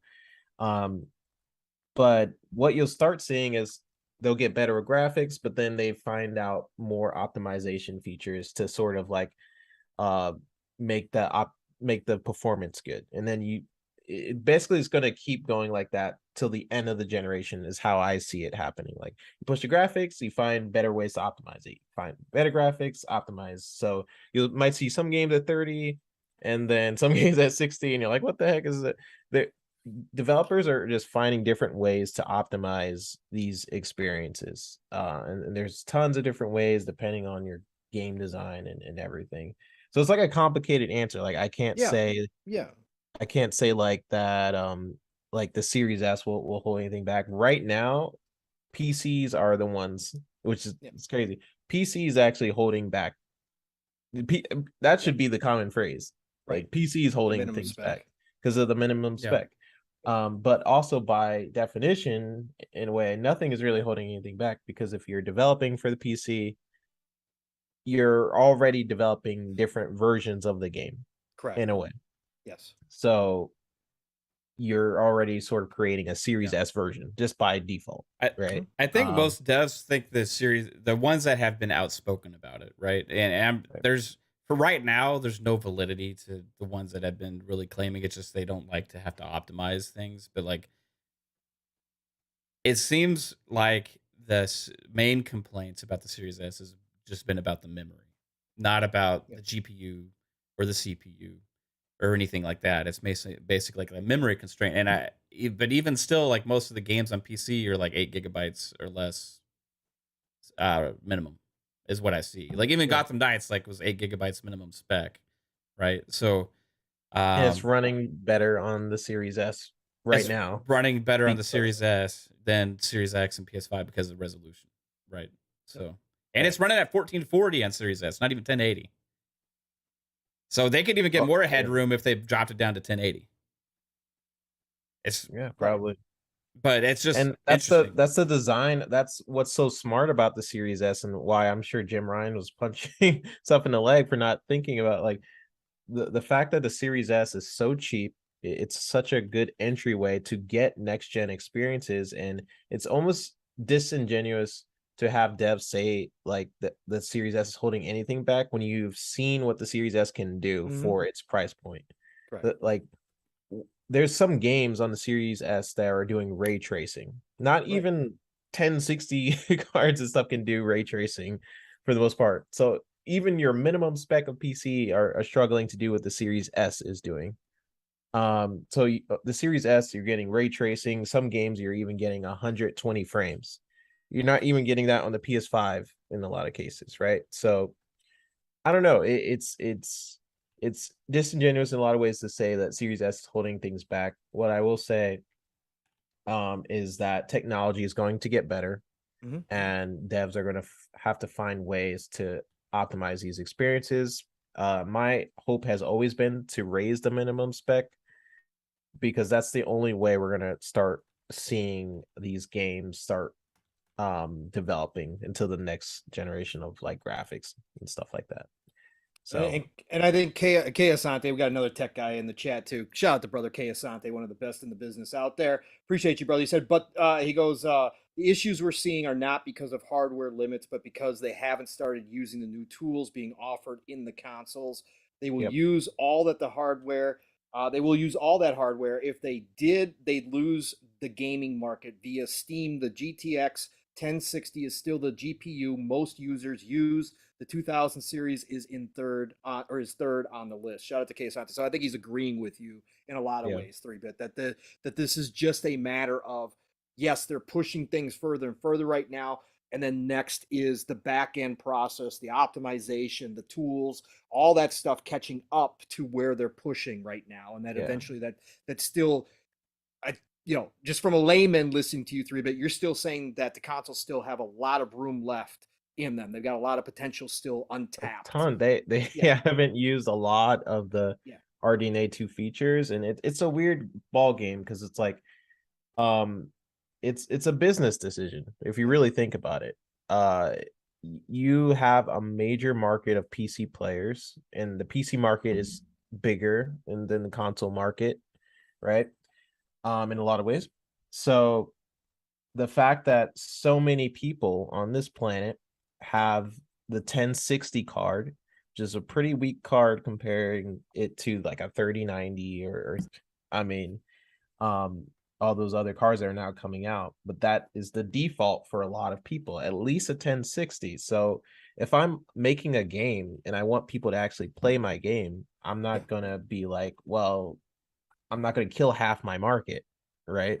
I'm To play my gonna game, you gotta go spend $1,000 exactly on a new card. like no one's gonna do that. So that's why I think consoles are so genius in a way where you can get next gen experience for a better price point. Like you Right. can't buy a Series X, a PS5,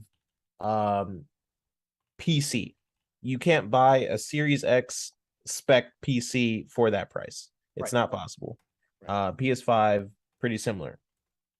Try to find me a PC that can do what the Series X can do with that price point. You will struggle, right? So that's why consoles are really amazing to me. But once that minimum specs raises, that's going to be an exciting time for everybody, because it's like they have to sort of push the market a little bit. Like each game, just like a little bit, like just raise it, just keep raising it until 1060s are out. So here's what I think could potentially happen one day, right? So let's just put this into perspective, right? The Switch is a device that's sold today now, and you have new games releasing for it that are only playable via the cloud, right? Mhm. It's also one of the Resident highest, Evil was just announced today right, for that. one of the highest selling devices out there, right? For gaming. People don't seem to mind that whatsoever. Okay. So if it gets to the point later in the generation, a couple years from now, right, where the games are at that point to where it is actually a bottleneck, it's not there yet. At that point, also, I would think the Series S is also going to be priced extremely competitive. And at that point, if you have some games that aren't playable locally on a Series S, it would be like the Switch, and they would be playable via the cloud. Because at that point, also, we'll be able to play games via the cloud via game ownership as well, right? Because Microsoft's currently working on that. So you would still have a lower entry point, and I think most games would still be playable on it, but you'd have some occasionally those that are like, hey, sorry guys, there's no way. And I think at that point, Microsoft could end up flipping the switch and say, okay, that's fine, cloud version for that game. The X will always be able to play everything this generation, but I always think because of the way that console games are now, and you talked about how fast the PC cards are pushing things forward. Imagine 2 more years when the next cards release, right? The 5000 series and so on. And if this generation is going to last 4 more years, right? So what happens in 2 more years, and potentially if that starts becoming the case, is there enough of a market to where you would say, hey, okay, the Series X is still great and everything, and it's still insanely capable, but like if we do release another version for the enthusiasts, it's not like something that people have to buy, but there's so many options that they're already reaching the mass market, and they want to maintain still having the console and dedicated hardware be something that is very attractive to the consumer as far as buying an Xbox. So 2 years from now, if you were to ask me, okay, do you want to buy a potentially a Series X or a Series Y if they made it capable of running games at 4K 120 or 4K 60 across the board on some of these newer high fidelity games, I would make a consideration. Okay, which one do I want to buy? I want to buy the new $500 box, or do I buy the older version that's now 400 or 350 or whatever it's priced at that point? You know what I mean? So Yeah. in that regard, there's not a real separation of the community. It's just treating it more like PC, where you have different options, right? So it's not something that's ever forced upon somebody. It's not like, hey, we move on from this generation, right? It's just, hey, okay, we're trying to keep up with the power of games and what the gamers are demanding. If there's enough demand to be able to actually release a device that is a little bit more capable, then I think you could potentially see that. And I understand it's not like last gen where Xbox One and PS4 were really like way below where they should have been at launch. But 2, 4 years, 3 years from now, we could potentially be feeling those effects, or it could be completely opposite. And the devs are taking advantage of all these tech things that we've heard about for years that we haven't really seen the fruits of the labor yet, right? I think Silent Hill 2 said it's going to be like one of the first games that's going to take advantage of like You have to see if all the it's, Unreal if 5 it's stuff. worth it. So Yeah. we'll know more about then. Okay, is that game able to be like really like high fidelity 4K 60 and not have any trade-offs because of all this tech? Who knows? And if they're capable on PS5 and Series X at that point of not having to make those trade-offs, then maybe there won't be a need for it. But based on just the thinking of how Microsoft's transitioning with their mindset into what consoles are, Yep. right? Yep. As an option, it's a choice of a gamer, whether I play on PC or whether I play on a console, or whether I play via the cloud or potentially on mobile. And it's just an option at that point. It's not separating anything. It's just giving another thing that for devs to reach potential optimization for the enthusiasts that are really hardcore, like some of us, to potentially be like, hey, this is badass. Now I can enjoy my games even better. I'm one of those people that would be happy to buy one of those. Right now, that's not for everybody. A lot of people would be like, okay, $300, $400 should be the price point now, and there shouldn't be any new tech out there. You know what I mean? But like, I think the Switch has proven that you can like have a different model, right? With like what I think the Series S could eventually become, and then still have different options within the scope of what the consoles do. So I wouldn't. That's why all along I said it's not necessarily about mid-gen and refresh. It's just about, is there a reason performance-wise to be able to reach enough consumers to be able to make sense to release a device? These companies have to see if it's worth it. And like you look at the PlayStation, for example, right? The PlayStation has tried to push the design of their SSD. They put so much power into the SSD and the PS5, and no game is able to fully optimize it. And you ask, okay, why? It's because if you're building a game that fully optimizes all of the power of the SSD that's in the PS5, it can't go to other consoles. So that's in its design, you're basically like, okay, well, I want this game to appeal to different consoles, and then you can't really push the envelope in that way. So you're like, okay, well, and then you would limit your PC market too as well. then you would limit your PC market. So Yep.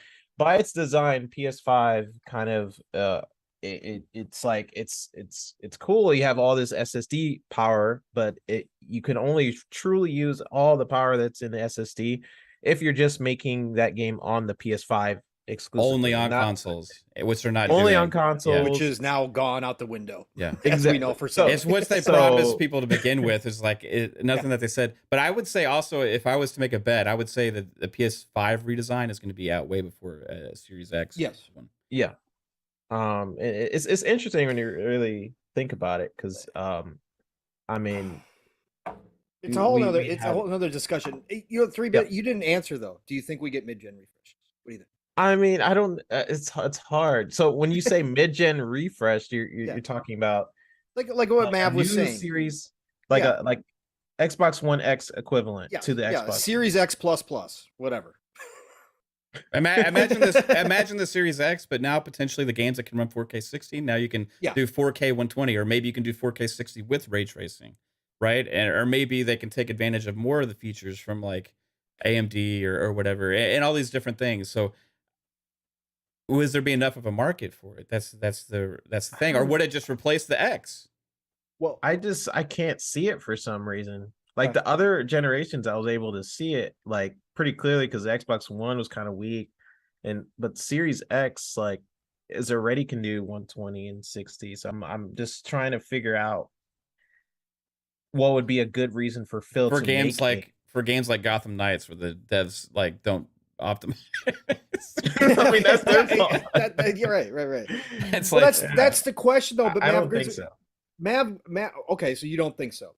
Because Yeah. that's the next question. That question has been brought up. Are we done with seeing generations now? See, I I think hate the mid-gen refresh. I never bought the PS4 Pro. I never bought the Xbox One X.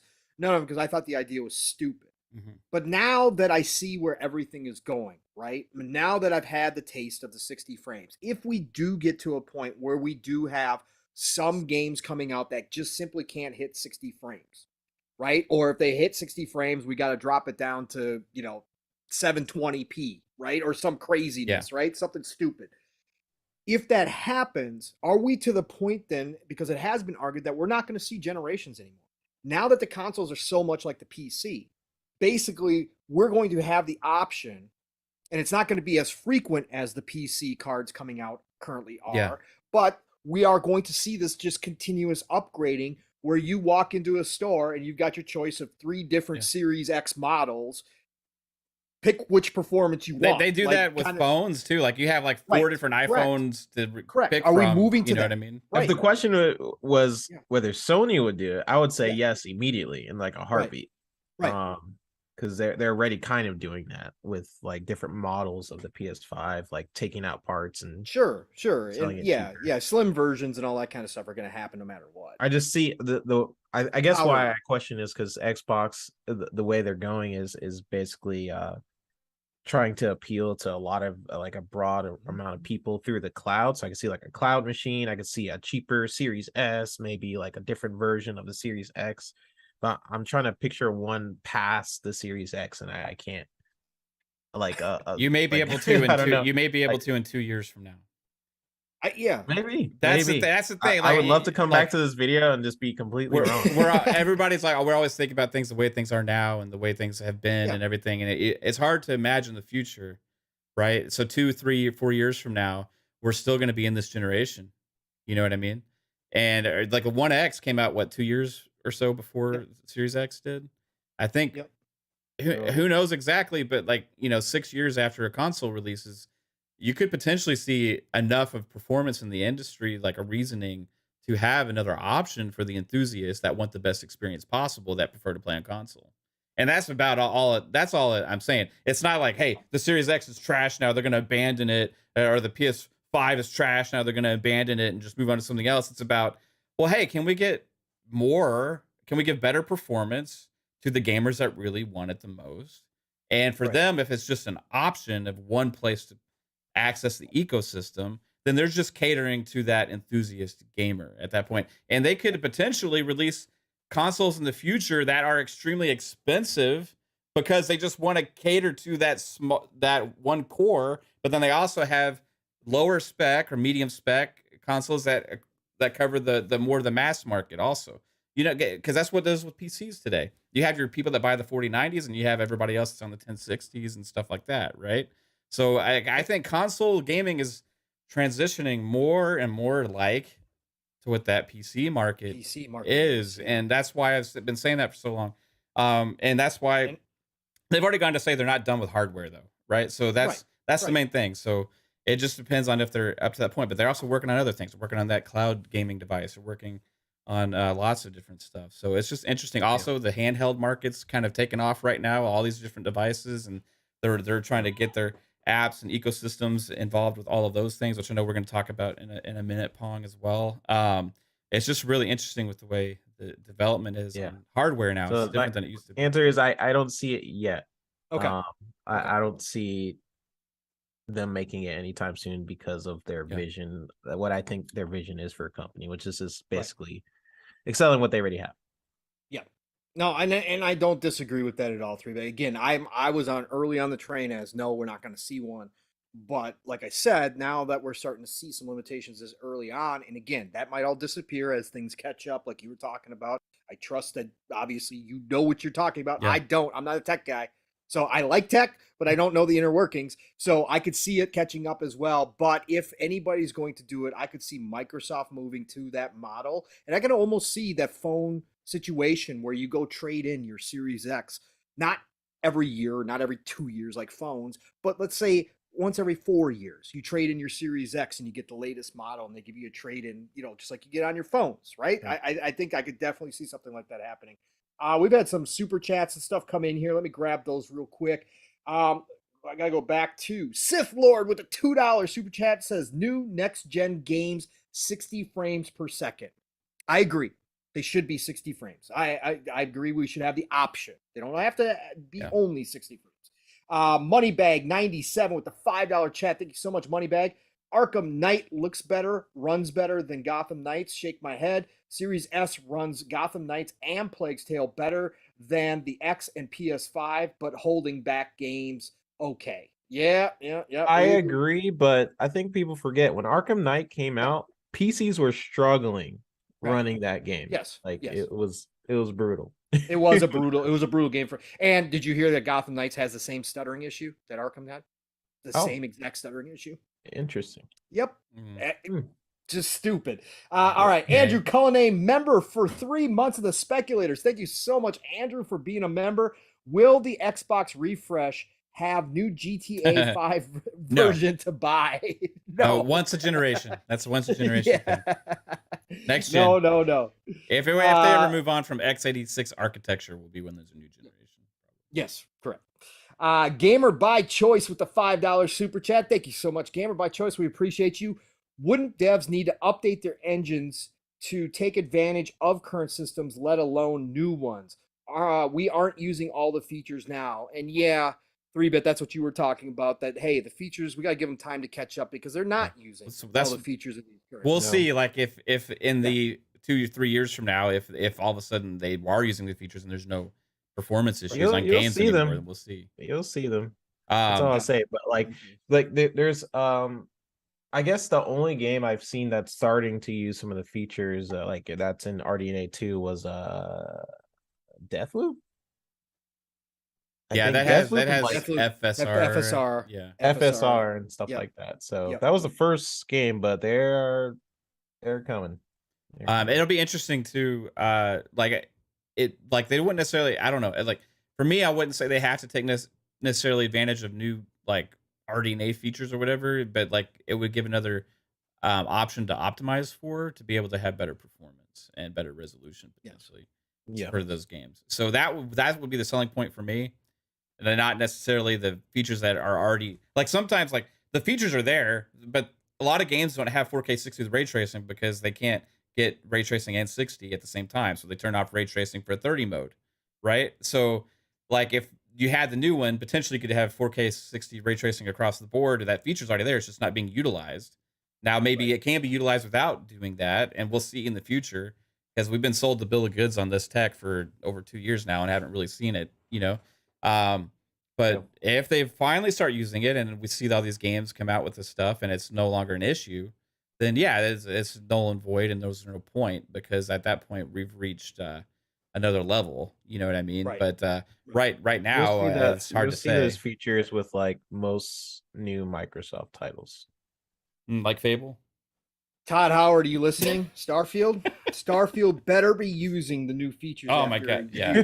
What is the chances that it's using all the new RDNA features and all that stuff? Starfield. Bethesda doesn't really focus on. No, not a chance. I can sit here and tell Todd to do what he needs to do, and he's not going to. What are the chances that we get a performance mode in Starfield? 50-50 right now for me. If I'm being honest, I think it's 50-50. Probably 50-50. I think Todd has heard it and I think Phil will have conversations with Todd because Phil obviously understands what the community wants. We all know how Todd feels. He loves 30 FPS. He thinks the cinematic experience for his games is the way to go. Yeah. That's great, Todd. Have your Todd Howard version. That's fine. But give us, the rest of us who don't feel that way, give us the option. But I think it's 50-50. I think the delay bumped that up. If we hadn't gotten the delay, if it was still coming out in a couple weeks here, so sad to even say that in 3 weeks. I do have one more question for 3-bit before we move in from this topic. Right? Because at 3-bit, I know you can't say anything specifically, right? But you also know a lot of developers, right? Because you talk to them, you know, you're in your Slack channels and all that kind of stuff, and you have conversations about games and sometimes, I guess, optimization and tech and all these different things, right? Has there been any rumblings that I don't know if you're allowed to say this or not, but if you just can't answer, just tell me you can't answer. Okay. Has there been any rumblings within Microsoft development that the Series S is an issue? No. Okay. It's been the opposite. Yeah, I could say that. Okay. I could say that basically everything I've been saying on this podcast, we've discussed and talked about how stupid it is. There's certain developers I have talked with. Yeah, I know you have friends that work at Bethesda, and you know you've done work for not just the studio you're working with now on a contract, but you've worked with Ubisoft in the past as well. And, you've also done a lot of things over across different games, so you know quite a few people, you know, that are not like us. Different engines, different pipelines and stuff. And I've heard similar rumblings in different studios of just like it. I mean, it's kind of how I'm describing it. And of course, like devs are going to have their issues, but it's more so with the minimum spec of like making a game in general. Like if you're making a game and you're trying to make it cater to a lower common denominator, you're going to have issues. Yeah. But, makes sense. Yeah. It does. Like I said, if devs had their way, everybody'd have to be having a 4090 just to play their game. Because it would I mean, that's why there's a lot of engines that sort of like like Unreal, for example, that they'll have certain features built in where you can kind of like, let's say like you look at into the distance, they'd be like, okay, on this console I make it so if you're looking that far in the distance, we'll make some trees disappear, help the performance, stuff like that. Like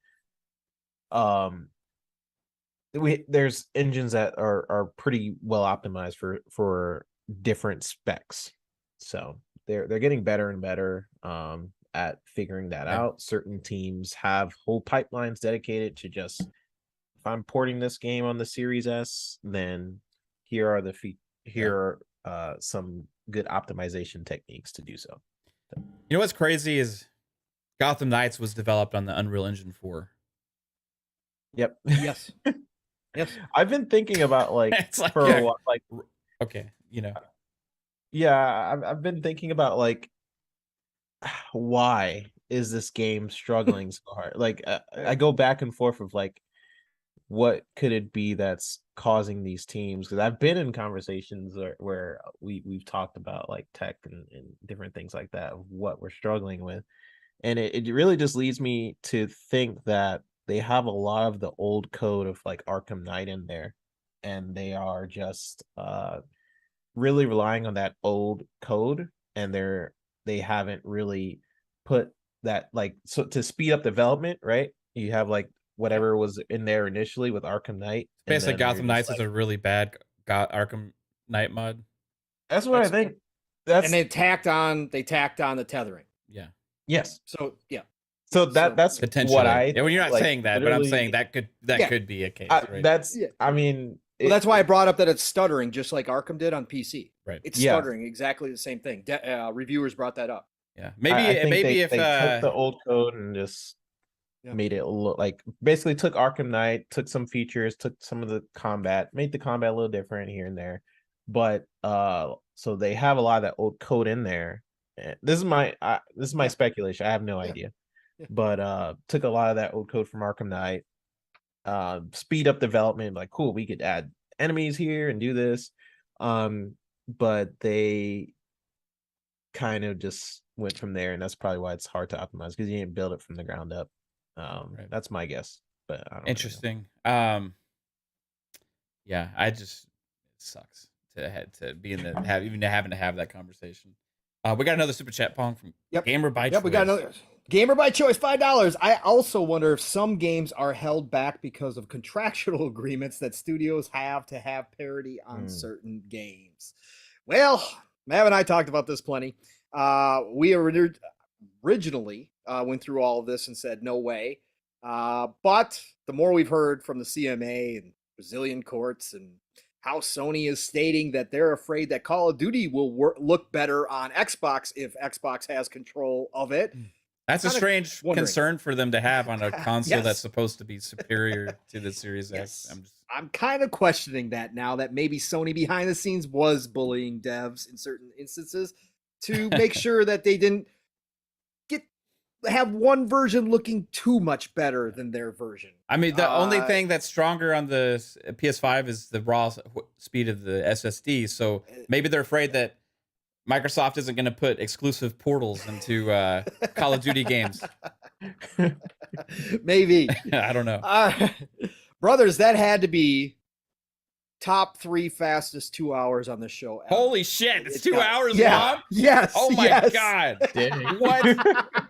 No way. Yes, that literally has to be. That was like such a fluid conversation. That was crazy. Felt like 2 conversations. Right. Absolutely insane. Mav and I were talking about wanting to go play games tonight, so maybe we were going to have a quick show. Yeah, okay. We're going to see how this goes. All right. We haven't even gotten to the main topic. Let's go rapid fire topics time. One comment, you know. All right. Is Sony hiding? Yes or no? Go. All right. No, chat. You guys are all beautiful. Thank you for the amazing comments. It's been flowing. Again, my tech is limited, so I'm not chatting with you guys, but I know Mav has been in there, but appreciate all of you showing up. You guys have been awesome. Great night to have 3-Bit on. A lot of tech talk. Again, I am not the tech guy by any stretch of the imagination. Love when 3-Bit comes on when we have these conversations, and that's why it so flows like this. That's why we went 2 hours on that between the Series S and Gotham Knights, for God's sake, 60 frames. So insane, but appreciate you all being here. 3-Bit, you still got time to stick around? Yep. Okay, cool. All right, good. So let's hop into the main topic. Let's jump into this, and we'll finish off with a couple smaller topics and do a little bit more rapid fire on some of the smaller topics too. But let's get into the big one. So we had a rumor, of course, started on Twitter. Some outlets did pick it up and run with it as if it was spoken by somebody who was qualified. I'm not going to judge this person on Twitter. I don't know enough about them at all. I have watched their comments in the past. They've been right about some things, seemingly. They've been wrong about others. But of course, I'm speaking about Millier on Twitter. She promotes herself as being in marketing and some kind of other sphere, but supposedly also has some type of inside information when it comes to Sony. She had been predicting that they were going to have a showcase. She was one of them out there predicting they were going to have a showcase, that they're going to be announcing it soon.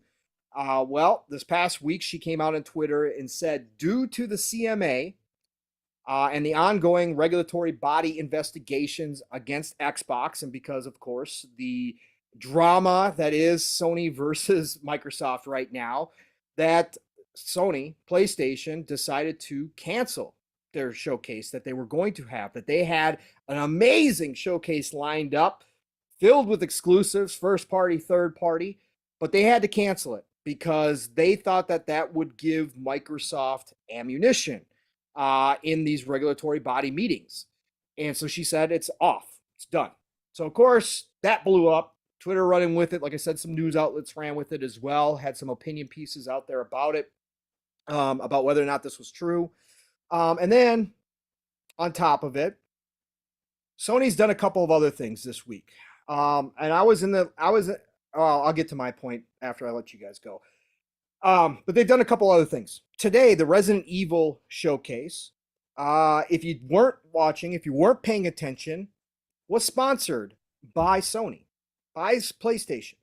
That was a Sony, not exclusive PlayStation showcase, but it was being promoted by Sony. But they were awfully quiet about it. The usual Sony advertising was nowhere to be found when it came to this. But that is a known thing. And then on top of that, today, we also got a brand new Final Fantasy 16 trailer.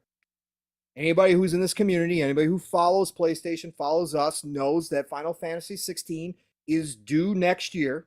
Obviously, it is part of the mainline Final Fantasy series for Square Enix, and that is timed exclusive. And I'll put timed in quotes because we know how this works with Square Enix and Sony. It is a timed exclusive for the PlayStation console.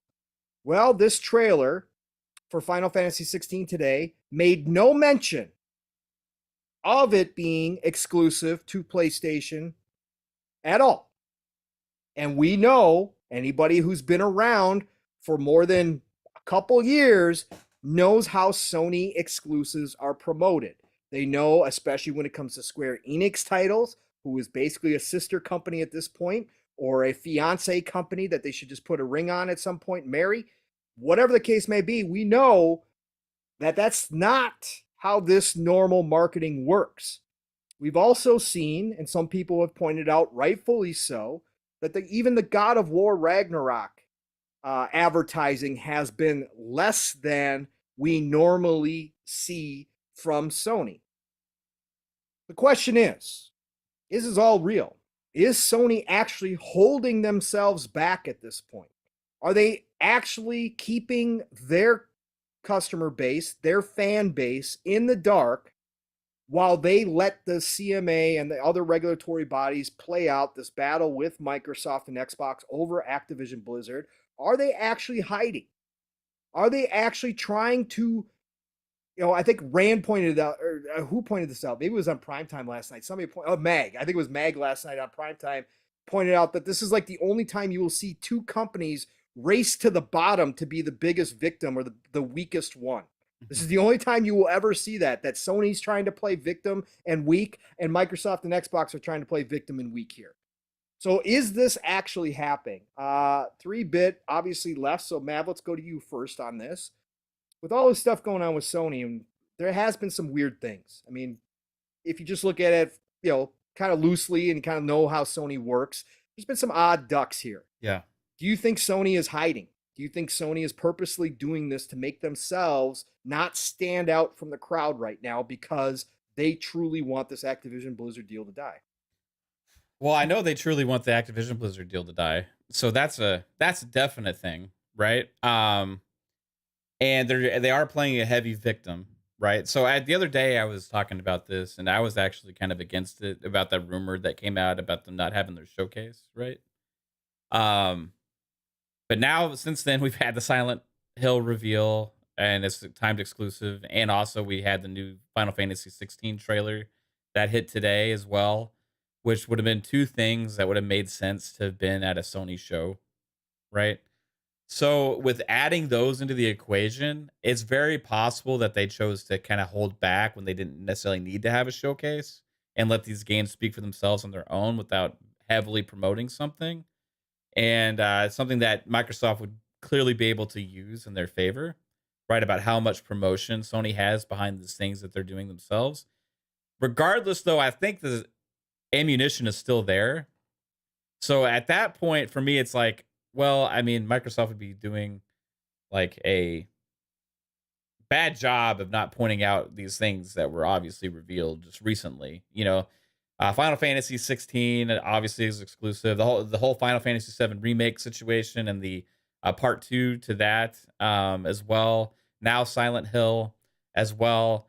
And you can make the argument, right? Because we're talking about the value of an IP, right? Like Call of Duty has. And Microsoft could turn around and make the argument as well that Spider-Man has that same value, right? Spider-Man is one of the most popular superheroes in the world, one of the most popular IPs in the world, period, point blank. Their games sell a lot of copies on there, and they utilize those as well.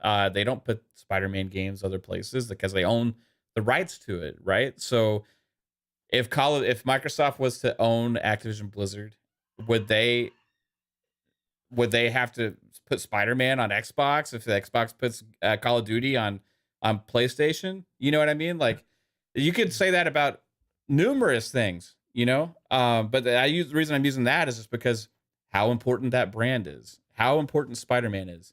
One of my first videos I put out on the channel was like, Spider-Man should be everywhere, right? And that was after the stupid Avengers content, like gatekeeping that to the PlayStation as well. They go as far as the Hogwarts expansion. I mean, not expansion, but exclusive quest, and all these different things. So, like, under the radar today too, by the way, Mav, Resident Evil, they downplay, they just threw it in at the end, but they were talking about Resident Evil pre-orders. Yeah. If you pre-order on PlayStation, you get a digital soundtrack with the PlayStation version. So I'm wondering, like, obviously, like, Sony hiding is not going to do anything good for them. Maybe they just downplay it a little bit. If there's too many examples out there. If they are, I mean, like, it leads me to question, like, what else do they have in store that they want to announce or show that they haven't, right? Because that would be the thing where I would think they'd be hiding the most, is something else, right? Because these other announcements have already happened, and we've already gotten all these things. So there's a lot of rumors about potential things that could be working on in the future. Some stuff with Bungie now too, and I think any of these things could be utilized by Xbox. So that could be why we haven't seen as many new games from first party announced this year out of anything, because that would everything they announce just adds ammunition, right, to Xbox's argument. So that would be the reason why they wouldn't have a show. I don't know if that's why. And originally I shot that down, because it was just like a rumor on Twitter out of nowhere. You know what I mean? And I still don't know if that's true, because it could just be it makes sense. So, like, it's a good guess, but since then, we've had those two different things happen. So it would make, those are typical things that would be reserved for like a showcase like that. And there could be something to that, especially with how much heat's going on with the CMA specifically, right? Because I think, like, with PlayStation, I think they think the CMA is the key, right, to this whole thing, because they have been the ones to recently shoot down at other things and big tech, with Giphy from like Facebook or Meta, sorry, and now the U.S. government is investing. Well, not the U.S. Chamber of Commerce. The U.S. Chamber of Commerce. I mean, they're the biggest. That's not. Yeah, but it's like they're always for like corporations and stuff like that, and it's not a government organization. It's just like a private organization. It's like, well, as much as the CMA is private. Exactly. Too, I mean, it's like they hold the each weight. I mean, it's pretty but big, you have one that's like for a corporate, and then the other one that's like anti-corporate, more government, right? It's like more anti-corporate, trying to like shut down, like not shut down tech, but trying to keep big tech and other industries as small as possible. While you have the other ones that are like, hey, like everybody should be able to do this stuff. So anything that the Chamber of Commerce, like U.S. Chamber of Commerce, like says, I wouldn't really necessarily like hold any real weight to that. It's an obvious stance that they would have, but it was interesting that they did release a statement about it, because it means that they're getting sick of the CMA, right? So regardless of it, they're not a government organization, but regardless of that, like, it still is valid that they are speaking up, because it is going to raise awareness about the CMA. CMA has also faced heat internally from their own other groups in the UK as well. They've had other things go against them. So, but they have been the ones trying to be like this renegade, like regulator, like shutting down stuff that nobody else will and stuff like that. And I think that's why Sony's latching on so much to them with this like public opinion stuff. And they're trying to create this stuff because CMA wants to be the hero for the people and stuff, right? You're muted, Pong. Oh, I said, and Jim Ryan likes emojis in his tweets. Yeah, and Jim Ryan likes emojis, right? The CMA is trying to be that. Now, they're not really doing it, right? They're actually doing, in this case, would be doing in my opinion, a major disservice, right?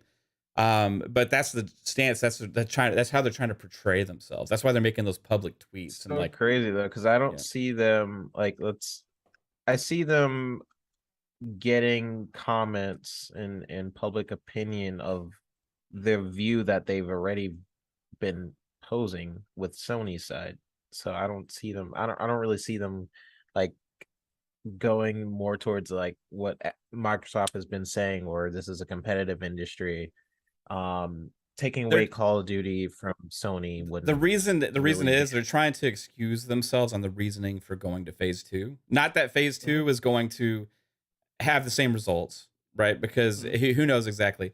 But they have to defend their reasoning for going to phase 2 because that's what could be used against them, right? Because if their reasoning for moving into phase 2 is found to be illegitimate and based on no evidence and factual errors and making up stuff and everything, or just taking somebody's word for it and all that stuff, then they could actually be used against them. And I remember I've seen some people making cases like this, that would be Microsoft's key if there was to be any kind of like recourse on this whole thing, is about the reasoning and them not doing their job properly to suggest a phase 2 investigation, right? So what happens in the phase 2 investigation, we don't know right now. Maybe they decided that, you know what, there's nothing here to stand on and we can't actually back this because we're going to get screwed over if we do anything. Who knows exactly? But right now they're trying to posture themselves for their reasoning, I think, to move into This is that. an aggressive Microsoft. Like it's been a while since I've seen this version of Microsoft, I would say. Like where they're very outspoken. You could see their lawyer is basically doing work in a lot of these comments at least. And I mean CMA is going to do the corporate companies are going to do what they're going to do. They're going to be corrupt and have behind the scene deals.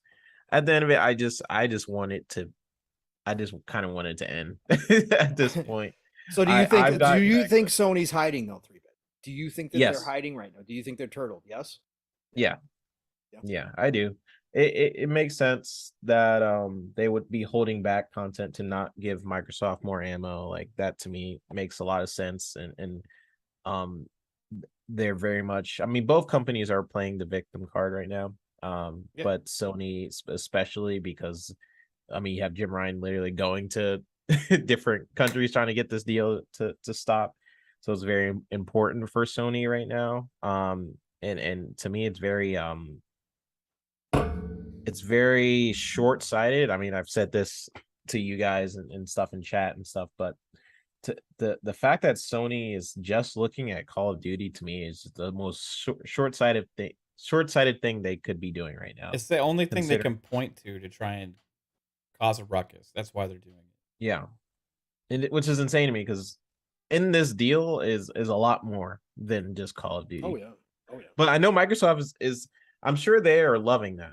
Yes. I'm sure that out of anything, like of course they're arguing back and stuff. I'm sure that Microsoft is loving the fact that Sony is focusing just on Call of Duty. They're just like, damn, okay, yeah, keep coming over here worrying about Call of Duty while we have King, while we have all. That was my exact point. One shiny diamond, they got a whole chest full. Yeah, like, keep going. Yeah, keep going. Jim Ryan's we'll share this. Call of Duty. We'll share this. We'll share this with you. That's fine. We'll share this. They didn't say they're sharing other stuff.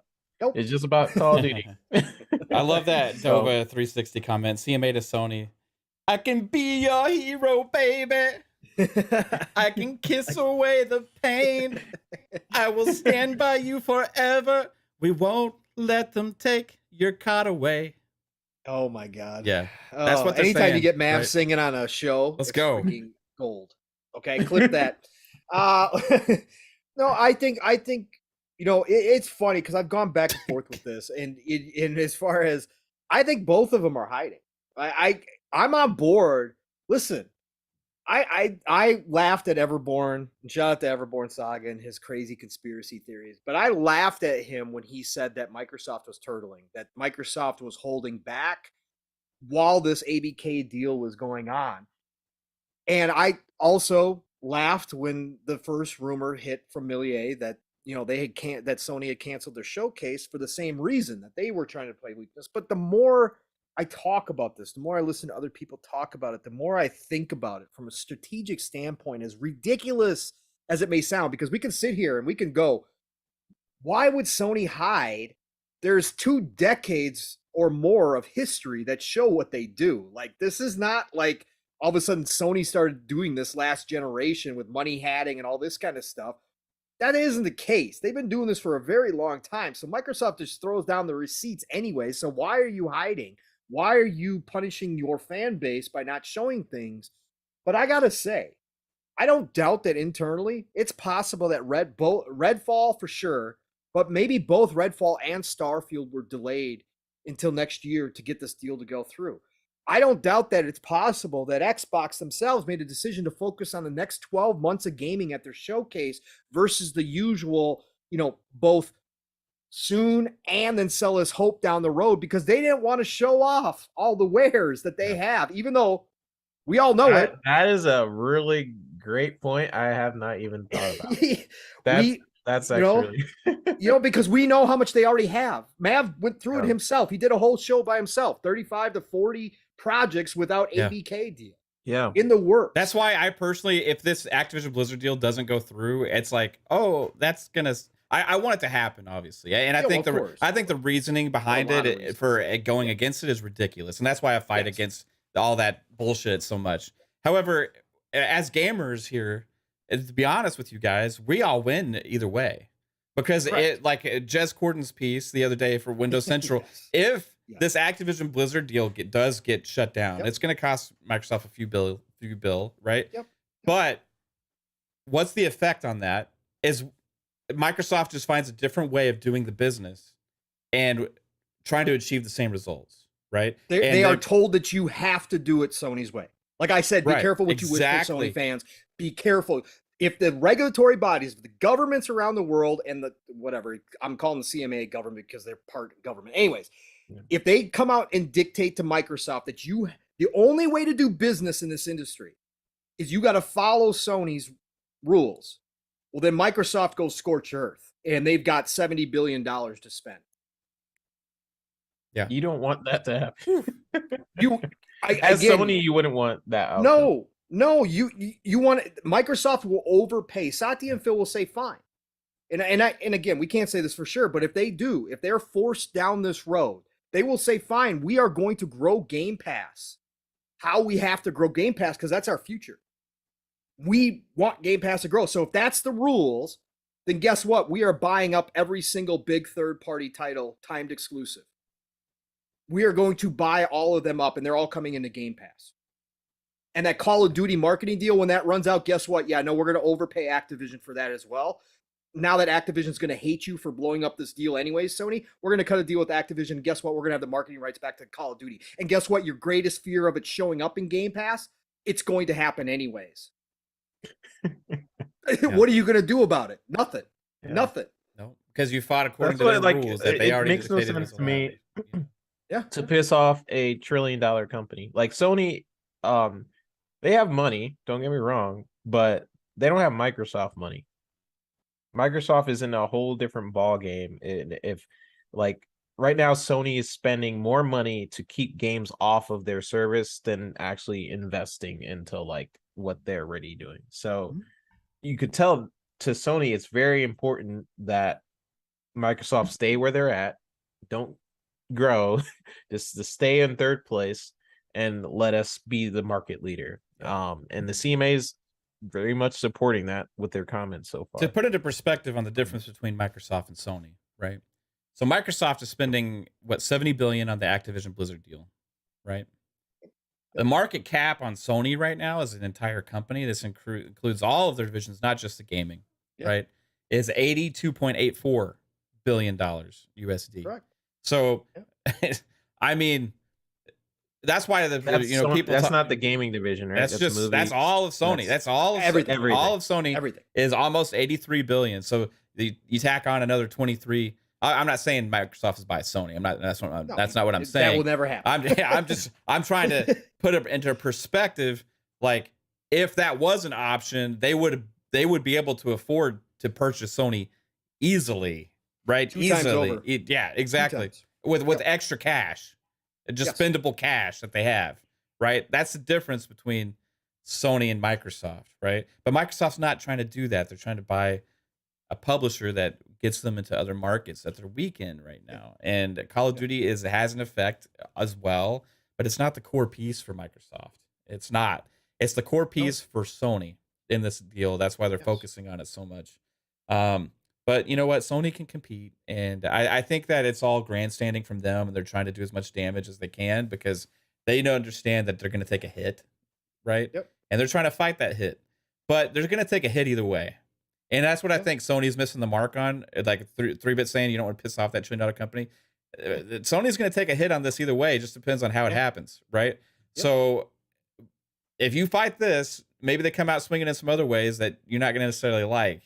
And who knows? Maybe if that Sure, this is maybe damaging their relationship in other ways. just to too, put like it right into now. perspective. Okay, so what about that rumor about Universal Group is potentially going to buy WB Discovery? Okay, now if this deal falls through, you could Microsoft could go and buy WB Discovery for way less than what Activision Blizzard was worth, right? And you could do that, and then all of a sudden you got Batman, Yeah. and you got all these other things.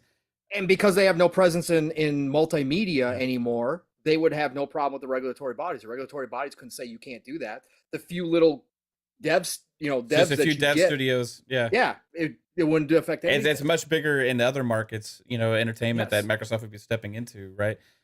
So I mean, there's numerous things that they could do that would be different than this, that we would all still, as gamers, benefit from in one way or the other. The other benefit is maybe the coalition could teach WB Montreal how to use Unreal Engine. And let's not forget about this too, brothers. And we've talked about this before. People always think that ABK, if this deal falls through, that they're going to be just going on like it's normal. No. And Guardian Black brought it up in the chat too. Shout out to you, Guardian Black, for being here. Appreciate you. It says if the deal doesn't go through, Activision is in deep trouble. And then Sappho brings up the next same points that we've talked about. I think Microsoft will still buy ABK piece by piece, brick by brick, until they get all of ABK, and will completely circumvent the regulator, the CMA. That's absolutely correct, because what could happen is if this deal crashes, Activision's stock is going to bottom. It's going to bottom out, and there's going to be tough decisions made at ABK. They're going to be really tough decisions. And there is the potential, you can see it, that they have to sell off portions of ABK. Like, what do they buy Blizzard as a whole? That's what I'm saying. And they wind up saving money in the end. Because if it goes to wholesale, if ABK has to sell, if Activision has to split up, if they have to do whatever they have to do and start selling off some of their dev teams and their IP, who's going to be the one in the front of the line throwing up the biggest dollars? That's right. It's going to be Microsoft. Yeah. And nobody's going to outbid them. Nobody. They will take it piece by piece if they have to. And let's say worst case scenario, ABK goes under into bankruptcy and they have to. Well, guess what? Microsoft's going to swoop in and buy it all for about half of what they are offering to purchase it for right now. And again, nobody's going to walk in and outbid them. It doesn't matter who it is. It doesn't matter if Amazon enters it. It doesn't matter if Apple enters it. Microsoft will overpay, but they will still underpay what they're paying right now. And that is a fact. And people forget about that. And people also don't think about the devs and think about the teams over there and how many people will be out of jobs if ABK loses this deal. Because their stock will tank. CMA surely isn't considering that. Nope, they're not. No. They're not whatsoever. And that's the sad part. No, $5. Let's see, we got $5 from Gamer by Choice. Again, thank you so much for the generosity tonight. We appreciate all of you, whether you're doing that or not. But thank you for the $5, Gamer. Sony should be very concerned if Xbox uses partial foreclosure practices like Sony does, because that could make agents look at Sony's practices too. Absolutely correct. Yeah. If also Microsoft starts doing what Sony has been doing for decades, but does it at a whole nother level, then all of a sudden regulatory bodies may start to take a look at that stuff eventually, if at all possible. And we talked, all of a sudden it changes the rules. We talked about this too, Pong, in the past with dominant market position, and Microsoft is arguing these same points that we talked about on the show now in some of their arguments back to the CMA about Sony's actually using their dominant market position. We talked about that because the CMA, that's what they're supposed to be protecting against. They've actually went and I think they sued Google a couple years back or something for the same situation. And the CMA, one of their main things is even ongoing business, with regardless of acquisitions or not, is about protecting consumers from entities or businesses, corporations from using their dominant market position to harm the consumer. And Microsoft is actually making those cases against Sony in this situation. And we talked about that. I didn't hear anybody else talking about it when we mentioned that, Pong, but like dominant market position right now is being abused by Sony in that specific region in the UK, where they increase the price of the console, right? And other things as well. So, you know what? Microsoft nor Nintendo raised the price of their console. And if the argument is in consoles, where Sony's making the cheaper one, and they're also charging the UK consumer more than the American consumer now, the UK should look at something like that, as well as these other practices where within monetization, microtransactions with developers and fees, and all these other instances, right? Also pressuring potential game developers from putting games on other platforms, and also having contractual agreements that make games like Call of Duty not be able to show up on other subscription services like Game Pass, are all actually things that are not supposed to be able to be done according to the CMA as actual additions to the contracts, not relevant to your own specific business. And they've asked, actually, if you look at the definitions of dominant market position abuse, those instances actually are given examples of additional language to contracts that's not necessary for the strength of your business. Also, to use your influence and market position to basically charge more to the consumer, which is all happening. Even the microtransactional fees and the extra fees that they end up charging to the developers and the publishers, actually ends up causing consumers to have to pay more for their games. Correct. That's one reason they're being sued in the UK for this exact thing. Wow. It's crazy. Who would have thought? I don't know. Aren't they getting sued for overcharging their customers? Yeah. Should be. They are. They are. I forgot about that. We talked about that. We think it's a frivolous lawsuit, but it's a thing that's actually happening. The CMA is actually parroting that company. It's fucking ridiculous. Yeah. It is ridiculous. It I is completely forgot about that. Yeah. 3-bit, you got any last thoughts on the CMA stuff? For anybody who doesn't know, a couple quick updates too, because we didn't really cover it because we weren't going to the CMA today specifically. But of course, as the conversations go with me, Mav, and 3-bit, just like on Xbox Live or anywhere else we're having conversations, they go everywhere. So we did cover some of the CMA stuff, but the Microsoft's full response to the CMA Phase 1 was released, 38 pages long for anybody who wants to get the full breakdown of all that. Hogue Law did a 7-hour live the other night. Legit. 7 straight hours of breaking down page by page. I have not had a chance to watch it, but I've watched. He's got 38 videos now, I think, on the CMA or on the ABK deal, I should say. So go check out Hogue Law's 7-hour live. I'm going to be watching it because I love how Hogue breaks things down. But anyways, that came out.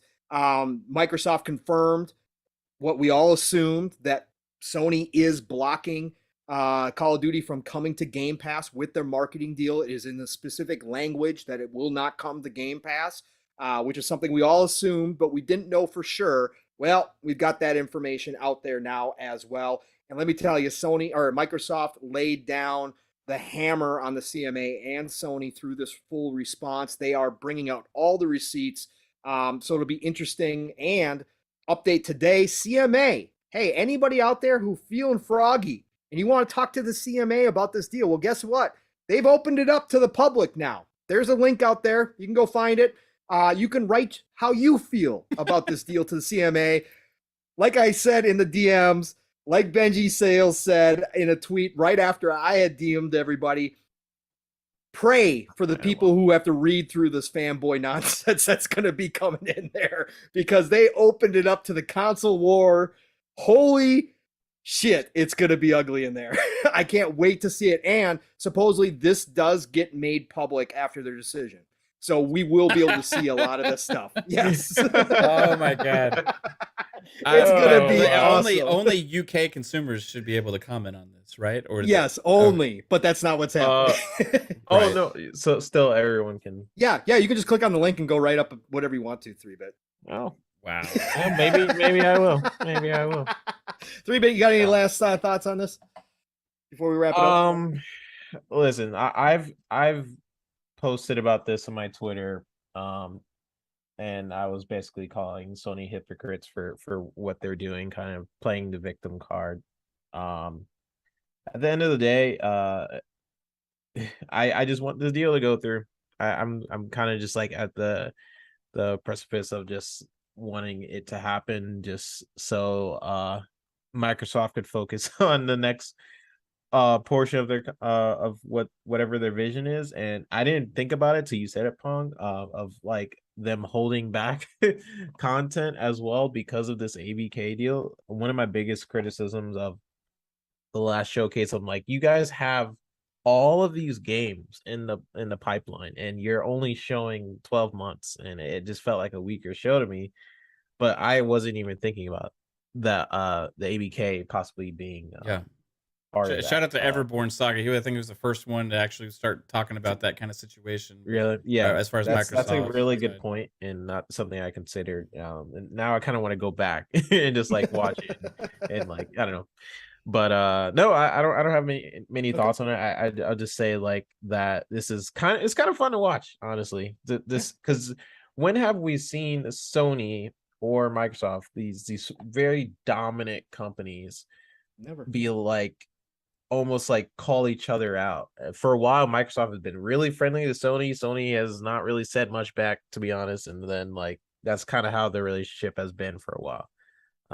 Now we're seeing both of them go at it. I'm wondering how this will affect their relationship going forward. That the fact that Sony is being so adamant about Call of Duty trying to get this deal stopped, that does make me wonder, Microsoft, like, we're not going to make as much deals with you anymore. Like, you realize what you're doing, right? You know, so I'm wondering if we'll see that, or will it be a friendly fill? I don't know. What's funny is we're seeing Nintendo just like off on the sidelines, just watching this I know, whole thing. just printing money, money. That's all they're doing. They've segmented themselves away from the rest of the industry so much. Like they're not even any of the conversations regarding frame rates or performance or anything like that. It's like nobody cares over here. You know, we just make games and put it on this thing, and people love it, and that's all there's to like it. a potato. Right? Bowser's diving into the big safe full of gold coins like Scrooge McDuck every night. And he's like, I don't know what's going on over there. Could care less. I heard our name came up. Yeah, okay, great. Yeah, we don't care. That's fine. What's frame rate? We don't even worry about that over here. Yeah, we don't care about that. What's resolution? What's resolution? Jesus. Our fans eat up 480. Come on, man. We're good. Okay, I'm just working on ordering another batch of iPhone 6s to turn them into Switches. Can we get another order? No, your point though, 3-bit is this is absolutely fascinating. I know there's a lot of people in this community that are sick and tired of it, but for me and for Mav and for you, obviously, it is fascinating. Look behind the curtain that we've never seen before. Again, this stuff was probably happening between Sega and Nintendo, and we've seen documentaries now kind of tell us about how bad it had gotten between the two companies. But all we saw back then, because we didn't have social media, we didn't have access to this daily information, was just the advertising part of it, right? We saw the back and forth, the tit for tat, but we never got to see the inside baseball. And right now we are getting the inside baseball. Yeah, it's rare. It's very, and this industry is so top secret, which I hate. Finally, to have this broken open, to me, is a treasure. I love this, man. This is great. This is Christmas. But afterwards, I think there's two ways. If the deal gets nixed, you're going to see a different Microsoft and different Xbox. If the deal goes through, even after all this, I think that they still play nice guy, at least forward facing, because they are not done. And because they're going to be back in front of these regulatory bodies, they're going to be out to say, we told you what we were doing. Sony was the one trying to badmouth us, but we told you, so here it is. We gave them another deal for Call of Duty. We're putting Call of Duty in Nintendo. We're doing everything we said we're going to do. So when they go buy Sega, the regulatory bodies can't say shit, right? They say, okay, you were truthful, you were honest, you know, the deal's got to go through. I mean, they said that they're going to buy more, you know? So yeah, that's what I'm saying. So I think it depends on how this goes down, what you see. But if this deal does get nixed, it's scorched earth, I believe, for Microsoft and Xbox. They're going to play this game that Sony has, but they've just got 100 times more money, 100 times more dollars to spend than Sony I would does. like And it's- Microsoft to, the first thing they do is like, if this happens, like just release a poll to the community or survey. Which games would you like to be in Game Pass? Like every new AAA release, Yeah. they're just like, would you like Oh to my see this God. in Game Pass? I want all the sports games. I want Call of Duty every year. Give me all the racing MLB. games. Okay. You already got all the RPGs, so we're good there. So It would be absolutely freaking hilarious. All Good right, we got blood. another $2 super chat from Gamer by Choice. Gosh, Gamer by Choice. Thank you so much. CMA job listing. Readers needed for fanboy emails. Yeah, pretty much. Yeah. That's exactly what it's going to be. Again, pray for those people. I can't imagine what they're going to see. so yeah, here. they'll Oh see my God. PlayStation better. Xbox has no Xbox. games. What else? Microsoft is a monopoly over and over Yeah. again. Yeah. Xbox has no games. Xbox is a monopoly. All Yeah. the same email. Yeah. It's going to be amazing. All of a sudden, Xbox has all the games. Yes, exactly. Oh my God, it's gonna be ridiculous. All right, let's get some smaller topics here out of the way. I wanted to bring this one up, Matt, because again, funny enough, listen, you can listen to a lot of different shows. There's tons of great content out here. That's the best part about this now is that the news and information, opinions are all not just regulated to the big sites anymore, like your IGNs. So you're going to get a lot of different stuff. And we spend a lot of time in Speculation Town. Mav made his whole channel, Fun Speculation. If you go to Boom's show, we spend a ton of time in Speculation Town. And we talked about a lot of different things with Microsoft and Xbox. And we've looked into the crystal ball from our, what some people would say, worthless opinions because we're not a part of the industry. But let me tell you something, as we've all said and talked about on these shows, especially when we dive into Speculation Town, the gatekeepers out there who want to say that you have to be a part of this industry or you have to run billion or trillion dollar companies to understand what's going on or to know how this is all going to work out. And we've all said that's nonsense, that you can take, if you have any ounce of passion for this industry, if you follow this industry, if you look deeper than just the games themselves and you follow kind of the business of the industry as an outsider, you can still have pretty good guesses as to how things are going. And there's a part of this whole ABK deal that we talked about long ago, Mav, and we even talked about it before the ABK deal at some point too, is that we could see Microsoft moving into the realm as they are obviously with Game Pass working on the consoles. They're working on the PC side of things. And we knew that they wanted the mobile market because Phil and Satya came out and said, we want 2 billion, 3 billion people. Well, a large portion of that market is mobile. And so we talked about this, how Microsoft was going to move in the mobile market. And you can go back over a year ago, probably a year and a half, maybe even 2 years ago, and hear some conversations when talking about Microsoft's future. There was made mention, I know for a fact I did, I know for a fact Mav has, talked about a future where Xbox was going to have a mobile Game Pass. Well, nothing like that's been announced yet, but we could see it coming back then. But Microsoft this week, along with the CMA stuff, came out, or they didn't come out per se, but The Verge, of course, Tom Warren, who does fantastic work over at The Verge, covering all things Microsoft over there, came out with an article, Mav, and Jez followed this up on Windows Central as well. Microsoft is building an Xbox mobile gaming store to take on Apple and Google. You also can go back and hear us talk about this, how they're going to crack open Apple and Google's markets, how you saw it last year when they joined Epic in the battle against Apple, right? They joined forces with Epic to try to force open Apple's store. So this wasn't a shock to us. And for anybody who's been listening to us, this shouldn't be a shock, but I saw a lot of people like, what are they doing here? I saw a lot of people on Twitter surprised by this news, but I just want to give us all credit as just regular gamers who have podcasts and are talking heads who don't have any knowledge of this industry because we don't work in it. that, yeah, we can get some of these things right. And we've been right about a lot of stuff. So this was very interesting. Microsoft is building an Xbox mobile gaming store to take on Apple, Google. Microsoft's Activision Blizzard deal is key to the company's mobile gaming efforts. Microsoft is quietly building a mobile Xbox store that will rely on Activision and King games. I think we talked about this, why King was so important to them as well. Microsoft is building an Xbox mobile store to directly offer games on mobile devices, challenging Apple and Google. The software giant first hinted at a next generation store it would build for games earlier this year, but has now quietly revealed details of the plans in filings with the UK's Competition and Markets Authority, the CMA. The CMA is currently investigating, I don't have to go through all that. Microsoft says a big motivation for the purchase is to help build out its mobile gaming presence. Its plans for this space apparently include creating an Xbox mobile gaming platform and store.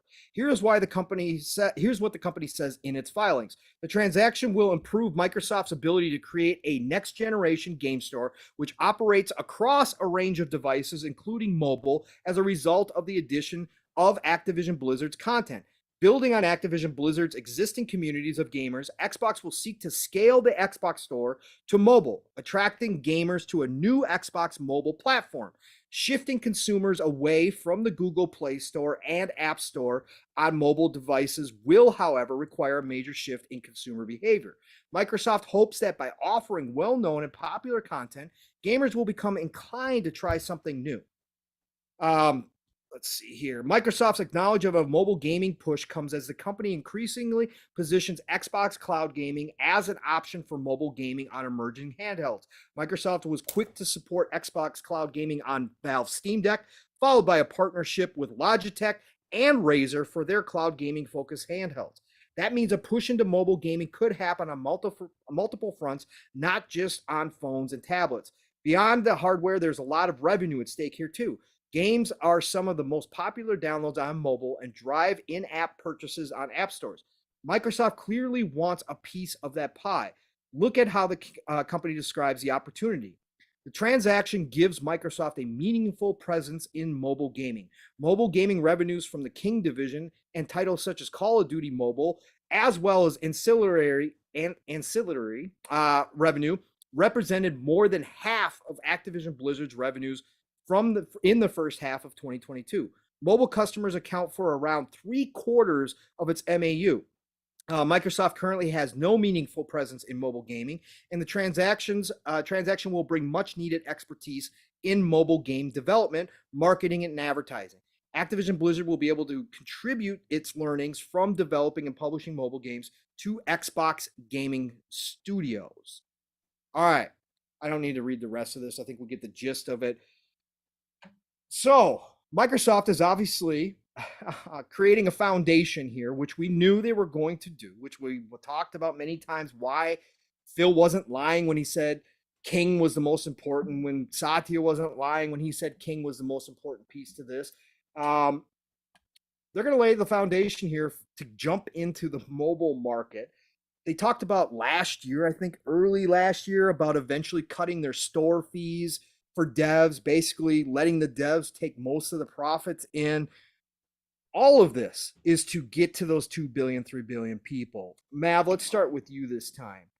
Listen, brother, we've been on the forefront of this. We've talked about this. This is obviously the next big step. Microsoft hasn't been hiding it, but it seems that it shocks people when this stuff comes to fruition, when we start finding out just about how much Microsoft is investing in the future and how real they are about telling people they want access to their ecosystem and to games wherever people play, no matter what device that is.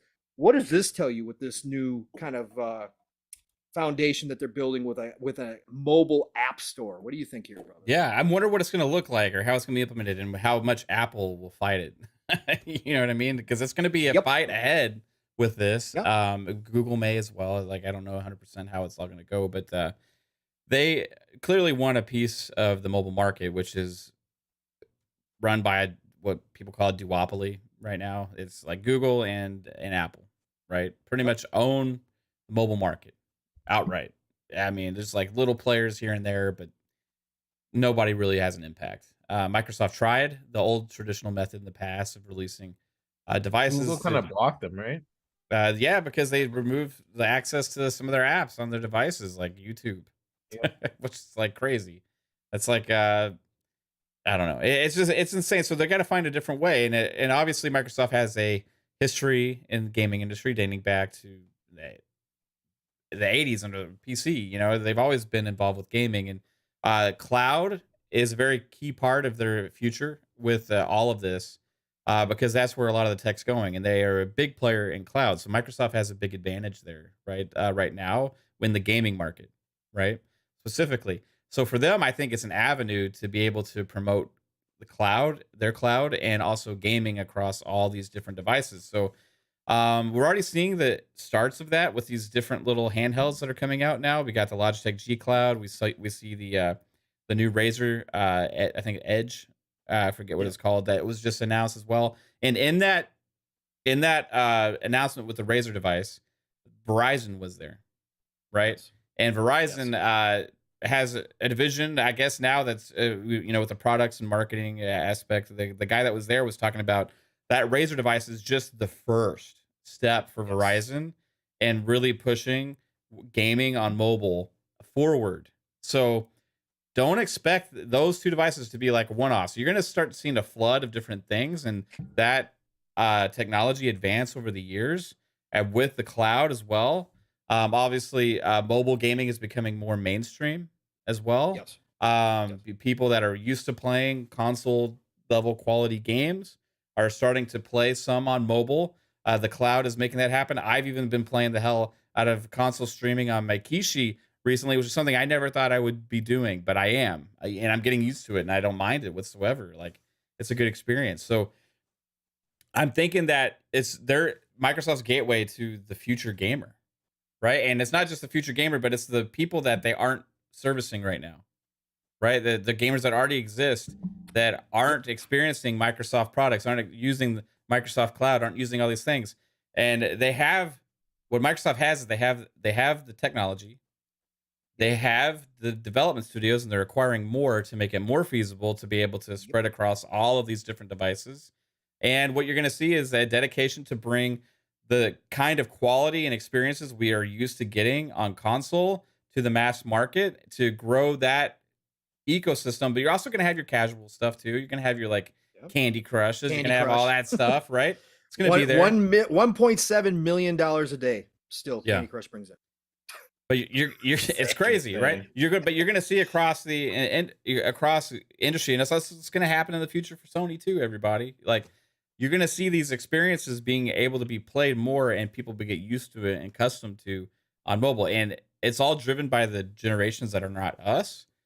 Yes. They don't the younger crowd, like teenagers, kids, and younger 20s. A lot of these people, like, they grew up on mobile devices and playing games. Mhm. You know what I mean? And it's like not even a difference to them. And you got to look, okay, 10, 15, 10 years from now, what is the market going to look like? It's going to look extremely different than what it is today, because technology is going to be to the point to where there's not going to be a big difference between playing a game on mobile, playing a game on a console, playing on PC. And that's what we're seeing the early stages of. So Microsoft is trying to get ahead of the game this time. They don't want to be late to the party, right? They don't want to be late to the party on this. It's their avenue to be able to reach all those people. That's why they talk about 3 billion gamers that all the time when they reach about that. Yes. They're trying to reach them, not just us, right? Now, I understand some people like have been heavy into Xbox or PlayStation or whatever, that they feel slighted when we talk about not just making things just for us. But it's not about just us. It's about making the experiences that we love accessible to other people as well on all these other ecosystem, all these other devices and everything. 'Cause at the end of the day, I think we all win, because the more people that are subscribed to a service like a Game Pass, that means the more money coming into them, which means more investment back into gaming.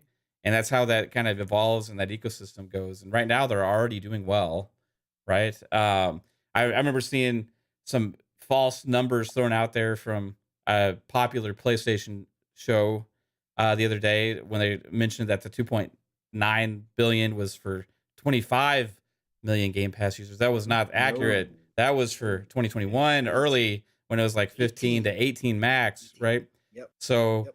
the numbers work out to be pretty favorable. And if you can imagine where they were when they hit 25, and then whatever they're at now, and then what they're going to be once all of this first party content drops, And once Game Pass is on all these other damn devices that they're pushing it on now, so people get used to checking it out. That's what the future is, and I'm okay with that because I don't mind it. I'm digging it. The experience is getting better and across all those things too. So, what about you, 3-bit? Do you think you see? Actually, let me ask: do you think they're going to succeed with this push into mobile? I think yes.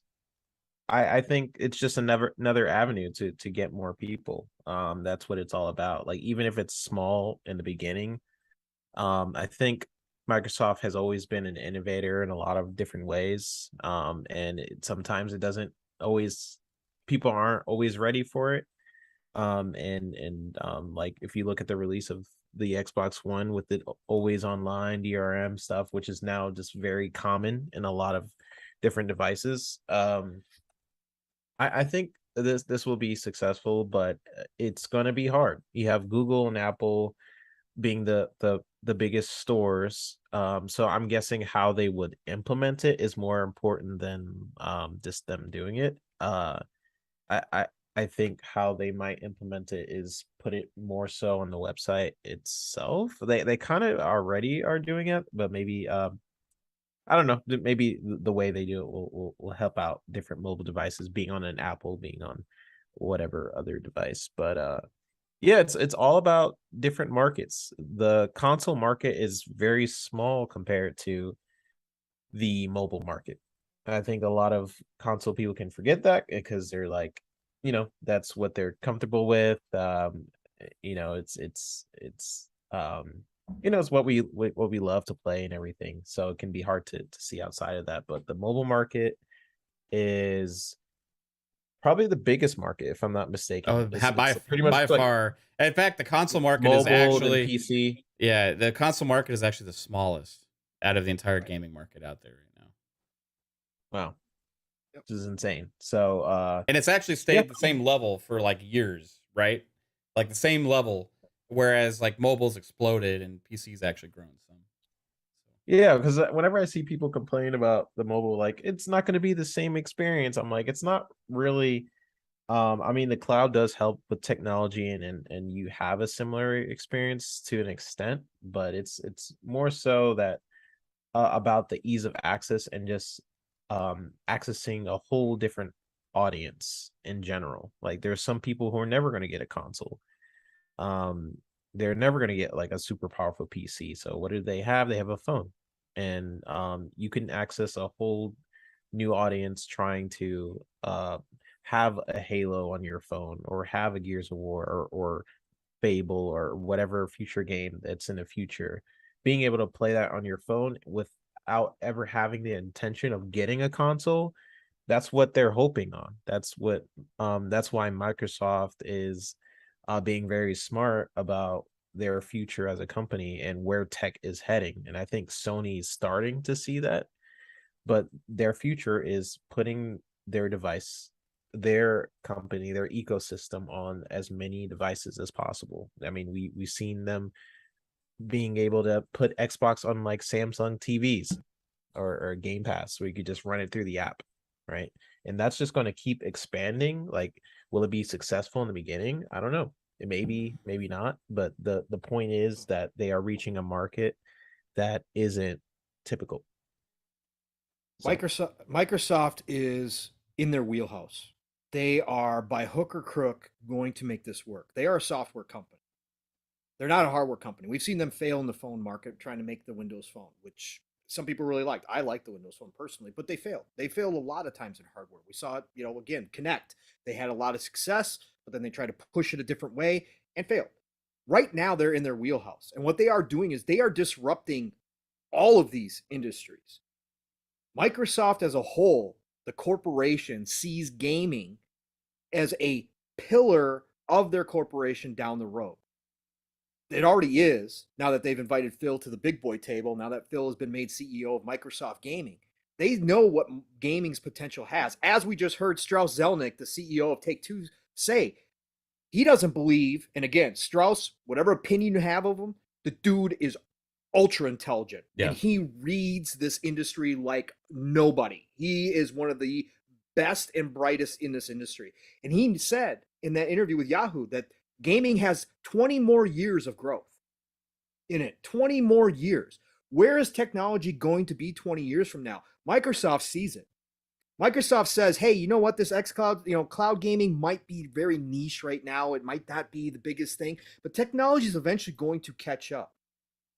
And again, for everybody listening right now, and if you're listening to us in the future, you can look back at this podcast and many others that we've been on when we've talked about this. Microsoft's ultimate goal as a corporation is they see where gaming is headed. And what they want to be is they want to be the key holders to the access point where all of your content, wherever it is all located in one spot. And yes, they want it to be on Azure servers. They don't want to break all these companies, but what they want to be is the access point for all of your content. And that's what they're setting up for themselves right now. And they want to break open. Tom Warren said the iOS challenge is the biggest problem they have. I'd imagine they're hoping regulators will take action to force Apple to open up its store or at least allow cloud gaming apps. Going to be a difficult road though. And Microsoft understands this, but Microsoft has the money. Microsoft has the money and they've got the time to wait out all these other companies who want to keep all these closed ecosystems. Sony, Apple, Google. They're going to wait them out and they're going to fight their battles. But what they're going to do in the meantime is build all the infrastructure out on their own. They're going to have it all set up and ready for when those stores start opening up, they're going to be ready to pop right on in there and be like, we're here. And that's what they're going to do. They're being the disruptors that they were in the console that we just saw since last generation, the disruptors that they've been to Sony. They want to be disruptors to all these other corporations. And again, eventually open it up because the 3bits point, the cloud development tools that Microsoft is currently working on and pushing is going to open up where the games that we play now, I can sit here and say I honestly have no intention or want to play Starfield on my phone ever, okay? I have that.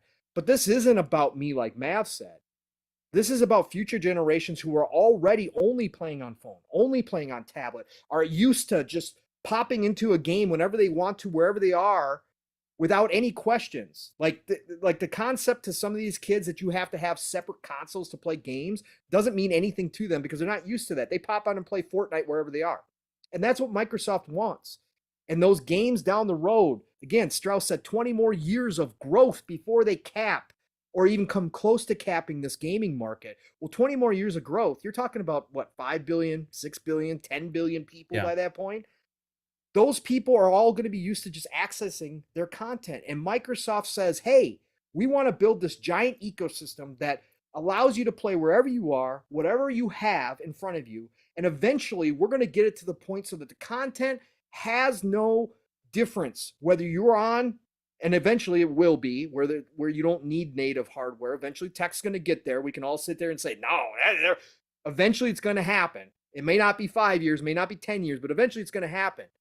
Where all this content, whether a developer makes a AAA game or they make a mobile game, it's going to play the same on your phone as it does on your TV. It's going to play the same everywhere. And you can buy any of those directly from us. And you're going to have all your content right there, wherever you are. Yeah. And I think that's what Microsoft's ultimate goal is. And eventually to break open these stores. Again, not destroy these companies. Sony's ecosystem will still exist. You'll still have PlayStation games. But those PlayStation games will be able to be accessed through one point where you can just log in to that one point and you see your PlayStation games, you see your Google games, you see your Apple games, you see your Xbox games, you see your Nintendo games. Nintendo will be the last holdout here. But anyways, you'll see all these games and you can just say, hey, I want to go play God of War now. Okay, cool. Oh, guess what? I want to go play the new Halo. Oh, I'm just going to pop over there and play the new Halo. And it's all going to be seamless. You're not going to see any of the back end stuff like you're switching between ecosystems. You're just going to seamlessly pick the games you want to play that you own.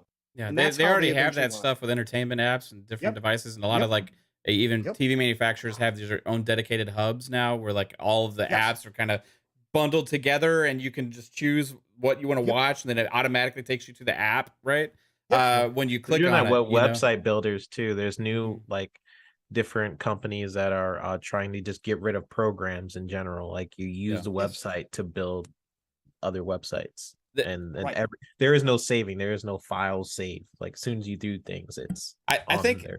I think the scariest thing for people like is like people are gonna afraid of their games and everything getting watered down and becoming more for everybody and less thing. But that's not how the model works, right? And that's not No.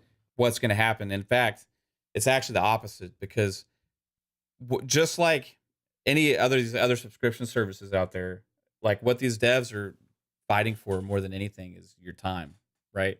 Yes. And Yes. wanted Strauss said that. and Yep. want to stand out from the crowd and be special and be unique and want you to drive there because when everything's in these subscription services and in the cloud and everything like that, what are they going to be judged on? It's not necessarily sales, right? Like it's going to be what drives the most engagement for the platform Correct. and what drives people to that ecosystem, and that's going to be how they make their money and how all these all these things happen. So you're going to have experiences for all different kinds of gamers, right? Because it's all about variety. Like a Netflix doesn't just have horror movies, it doesn't just have dramas, it doesn't have just TV shows, it doesn't have just reality shows or same thing with all these different apps. It has your hardcore experiences. You at HBO even like HBO has like your Game of Thrones, or it'll have like The Simpsons is on there now or something like that or whatever. I don't know what's all on HBO, but you get my point, right? Like, there's like different stuff across the board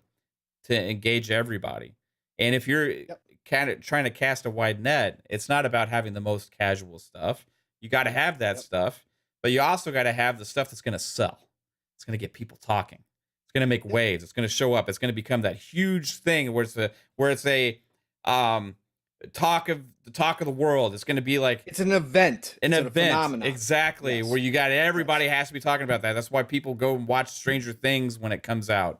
Or we saw it with Elden Ring this year. Yep, Elden Same Ring, thing or happened. like Rings of Power, or like all these different things, right? There's why there's so much money invested. How much money did Amazon pour into that show? You think that there's not going to be heavy investment into video games in the future? That's absolutely the opposite. It's actually the more people that are getting able to access it, the more investment goes in, and that's why the investment in gaming has been so strong the last couple of years. Absolutely 100% correct. And we see it all the time and how that works. And like Strauss said, we build a great game, people will come. Yeah. Period. And that's never going to stop. That's why you're never going to see everything turn into Candy Crush, because there's a huge swath of people who have no interest in Candy Crush. You have to have a diversity of games, just like you have to have a diversity of movies, TV shows, small budget to big budget. That's how it always works. You have to have constant content for people to say, hey, I want to watch that, or I want to play that. And it may not be the same thing every time. Again, that's why Sony, even Spider-Man, its biggest seller, over 30 million, it still didn't sell one for one with their consoles. They didn't sell 120 million copies of Spider-Man because not everybody agrees that Spider-Man's the greatest thing ever. That's not how it works, but it was a giant hit. And that's why you got to have all these differences. But yeah, I think that's where this all finally winding up to. But with this whole mobile thing, Microsoft is going to war now. They are going to war with Apple and Google.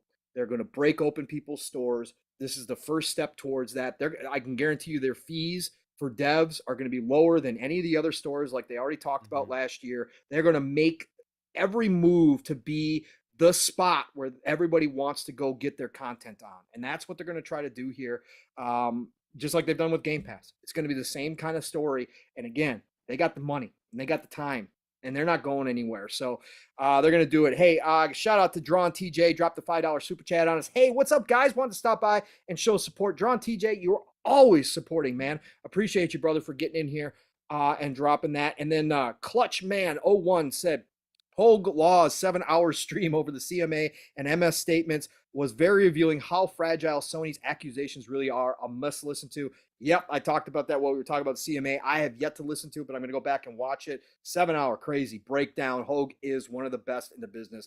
Appreciate him so much for what he does out here. Shout out to everybody joining us tonight. Charlie Hustle, Frizzle, Game Positive, Jason Max, of course, Vik The CLiCK dropping on in here, AGH dropping in here. Alvin is still showing up and saying hi. He's been here almost the entire time with us. Noof, Nukem. What up, Noof? Great to see you in here. Appreciate you dropping into the show as well.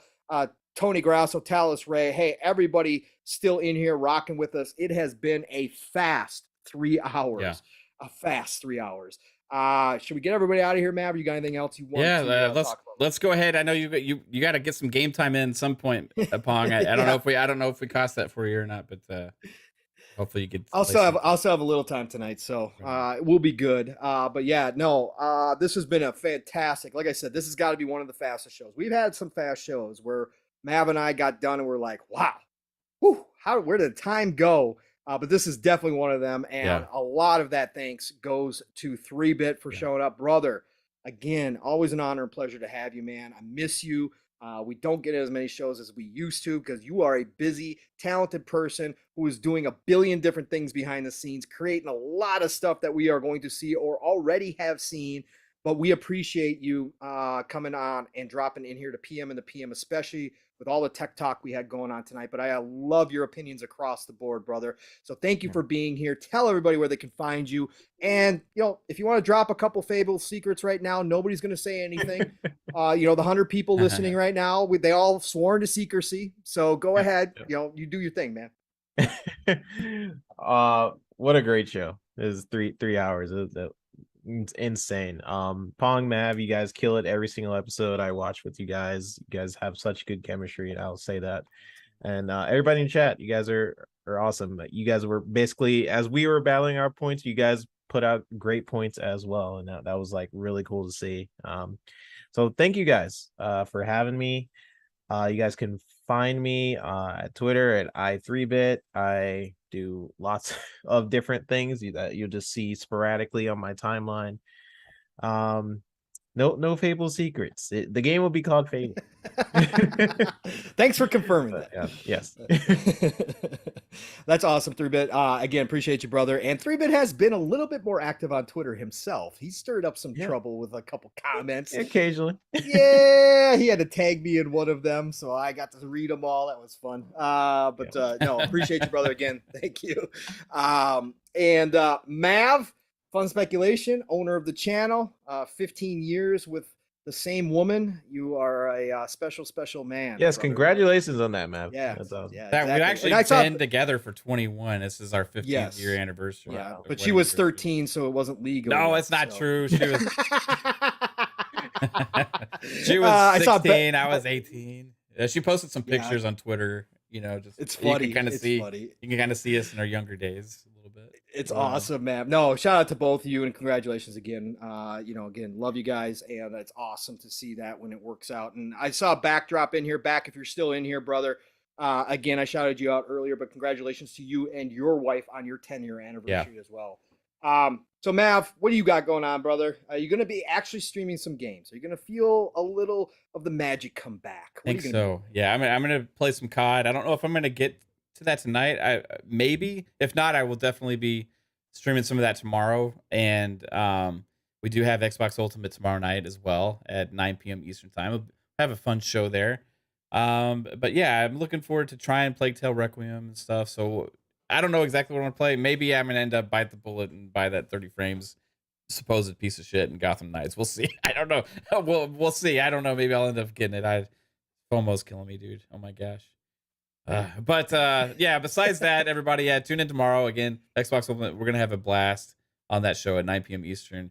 And then Mondays, we got FSP. We'll be I was hoping for a bunch of good gaming news on Monday. We didn't really get anything this week. So maybe there'll be something new to talk about next week with some of that stuff. But great job hosting as well, Pong Soul, as always. The best host on the channel for sure. As always on PM and the PM, dude. Thanks for everything you do here. And we did just get another super chat from the one and only Hargeet. I want to hit up Hargeet. They asked him to be on one of our shows sometime, but I don't know how to get in contact with him because he's not on Twitter. I gotta find you. I think I got you on my Xbox friends list, Hargeet. I need to hit you up sometime, man. I appreciate you, bro. He said, man, we have like another half a year of this ABK deal stuff. So yeah, for sure. I think it's gonna get more interesting before it gets less. But I know everybody's kind of sick of it at the end of the day at the same time, but not me. Not me. But yeah, I appreciate you again, Pong. And Yeah. what about all the shows? And now I will say that I think Fuzzy's got you beat now on the amount of shows that he's Yeah. on. He does, and he had to retire in order to get more shows than me. So Yeah. that shows you what it's all about. No, I just don't have as much time anymore. Otherwise, him and I would be battling. But yeah, shout out to Fuzzy. He does do a lot of shows now too, as well. Listen, this is great. This was episode 47. I can't believe we're coming up 5 more shows, and we'll have 52 year of shows in the books already on PM and the PM. This has been a great run. But again, thank you.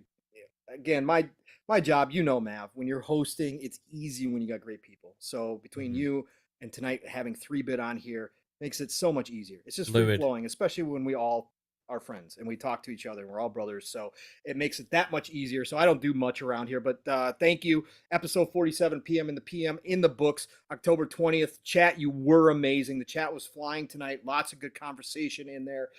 As we were having it, just like 3-bit pointed out, it was freaking awesome. So appreciate every single one of you. And again, for those of you listening in the future, all the same love and respect for supporting our show and any other shows that you guys listen to.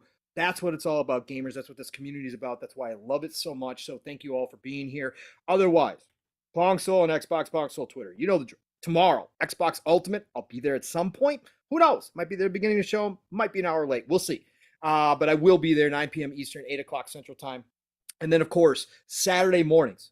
I am going to get a video out tomorrow morning. I put it down on my goal list because I've been missing doing it every Friday morning. I'm going to put out a video, but set your alarms right now. Set your reminders. Living split screen, of course, with my brother from the Steel Rain and I. We are going to cover this and more on Saturday, 3+ hours. You know you're going to probably get 4 unless Steel or I've got something to do. So be there, living split screen, 10 a.m. Eastern, 9 o'clock Central Time, 3 p.m. UK time. Live, raw, and uncut. We're going to be there. So, and then Saturday night is the Shop Podcast over on PTK Blam's channel with, of course, none other than Fuzzy Belvedere, myself, and the host with the most, PTK Blam. I don't know if he's announced a guest yet. I don't think he has, but be there 9 p.m. Eastern, 8 o'clock Central Time. Best way to end your Saturday night. Chill conversation. Get the chat involved as well. Bring your questions. Be there. And then, of course, Tuesdays, it's month end. I don't think I'm going to make it. I was really trying to make Xbox Factor at some point this month. I don't think I'm going to be there, but it doesn't matter. Boomstick is the man. He's always got a great panel. My God, Steel takes my place more often than not. So be there on Tuesdays, 12 p.m. Eastern, 11 o'clock Central Time for Xbox Factor podcast over on Double Barrel Gaming. All good things green there. And then next Thursday, listen up, folks. Next Thursday, if you're still here listening, appreciate you, but listen up. We do have a special show next week. We are going to have another guest next week, and Mav said that I could tease it out right now. So we are going to have royalty next Thursday night. You're going to want to be here because when King David shows up from the Iron Lords podcast, it's going to be a fun night. And yes, I'm going to have an introduction for that man. I don't even know where to begin. So tune in next Thursday, PM in the PM, Mav and I, with special guest King David from the Iron Lords podcast, 7 p.m. Eastern, 6 o'clock Central Time. It will be going down live. We're going to have a lot to talk about. Even if no news comes out next week with King, we're still going to have a lot to talk about. So be there next Thursday. Otherwise, it is the golden age of gaming, people. I've got so much to play. This is the worst time ever to be busy in real life and have so much going on because there is more than ever to play right now. But I'm going to try to get some Call of Duty in tonight or some Persona 5. I haven't decided yet. Get out there. Play what you love. Love what you play. Have a great Friday. Have a fantastic weekend if I don't talk to you. Otherwise, we will see you next week right back here. Episode 48 with King David. PM in the PM. Mav, get us out of here. Appreciate everyone. Have a good one. Bye-bye. Bye.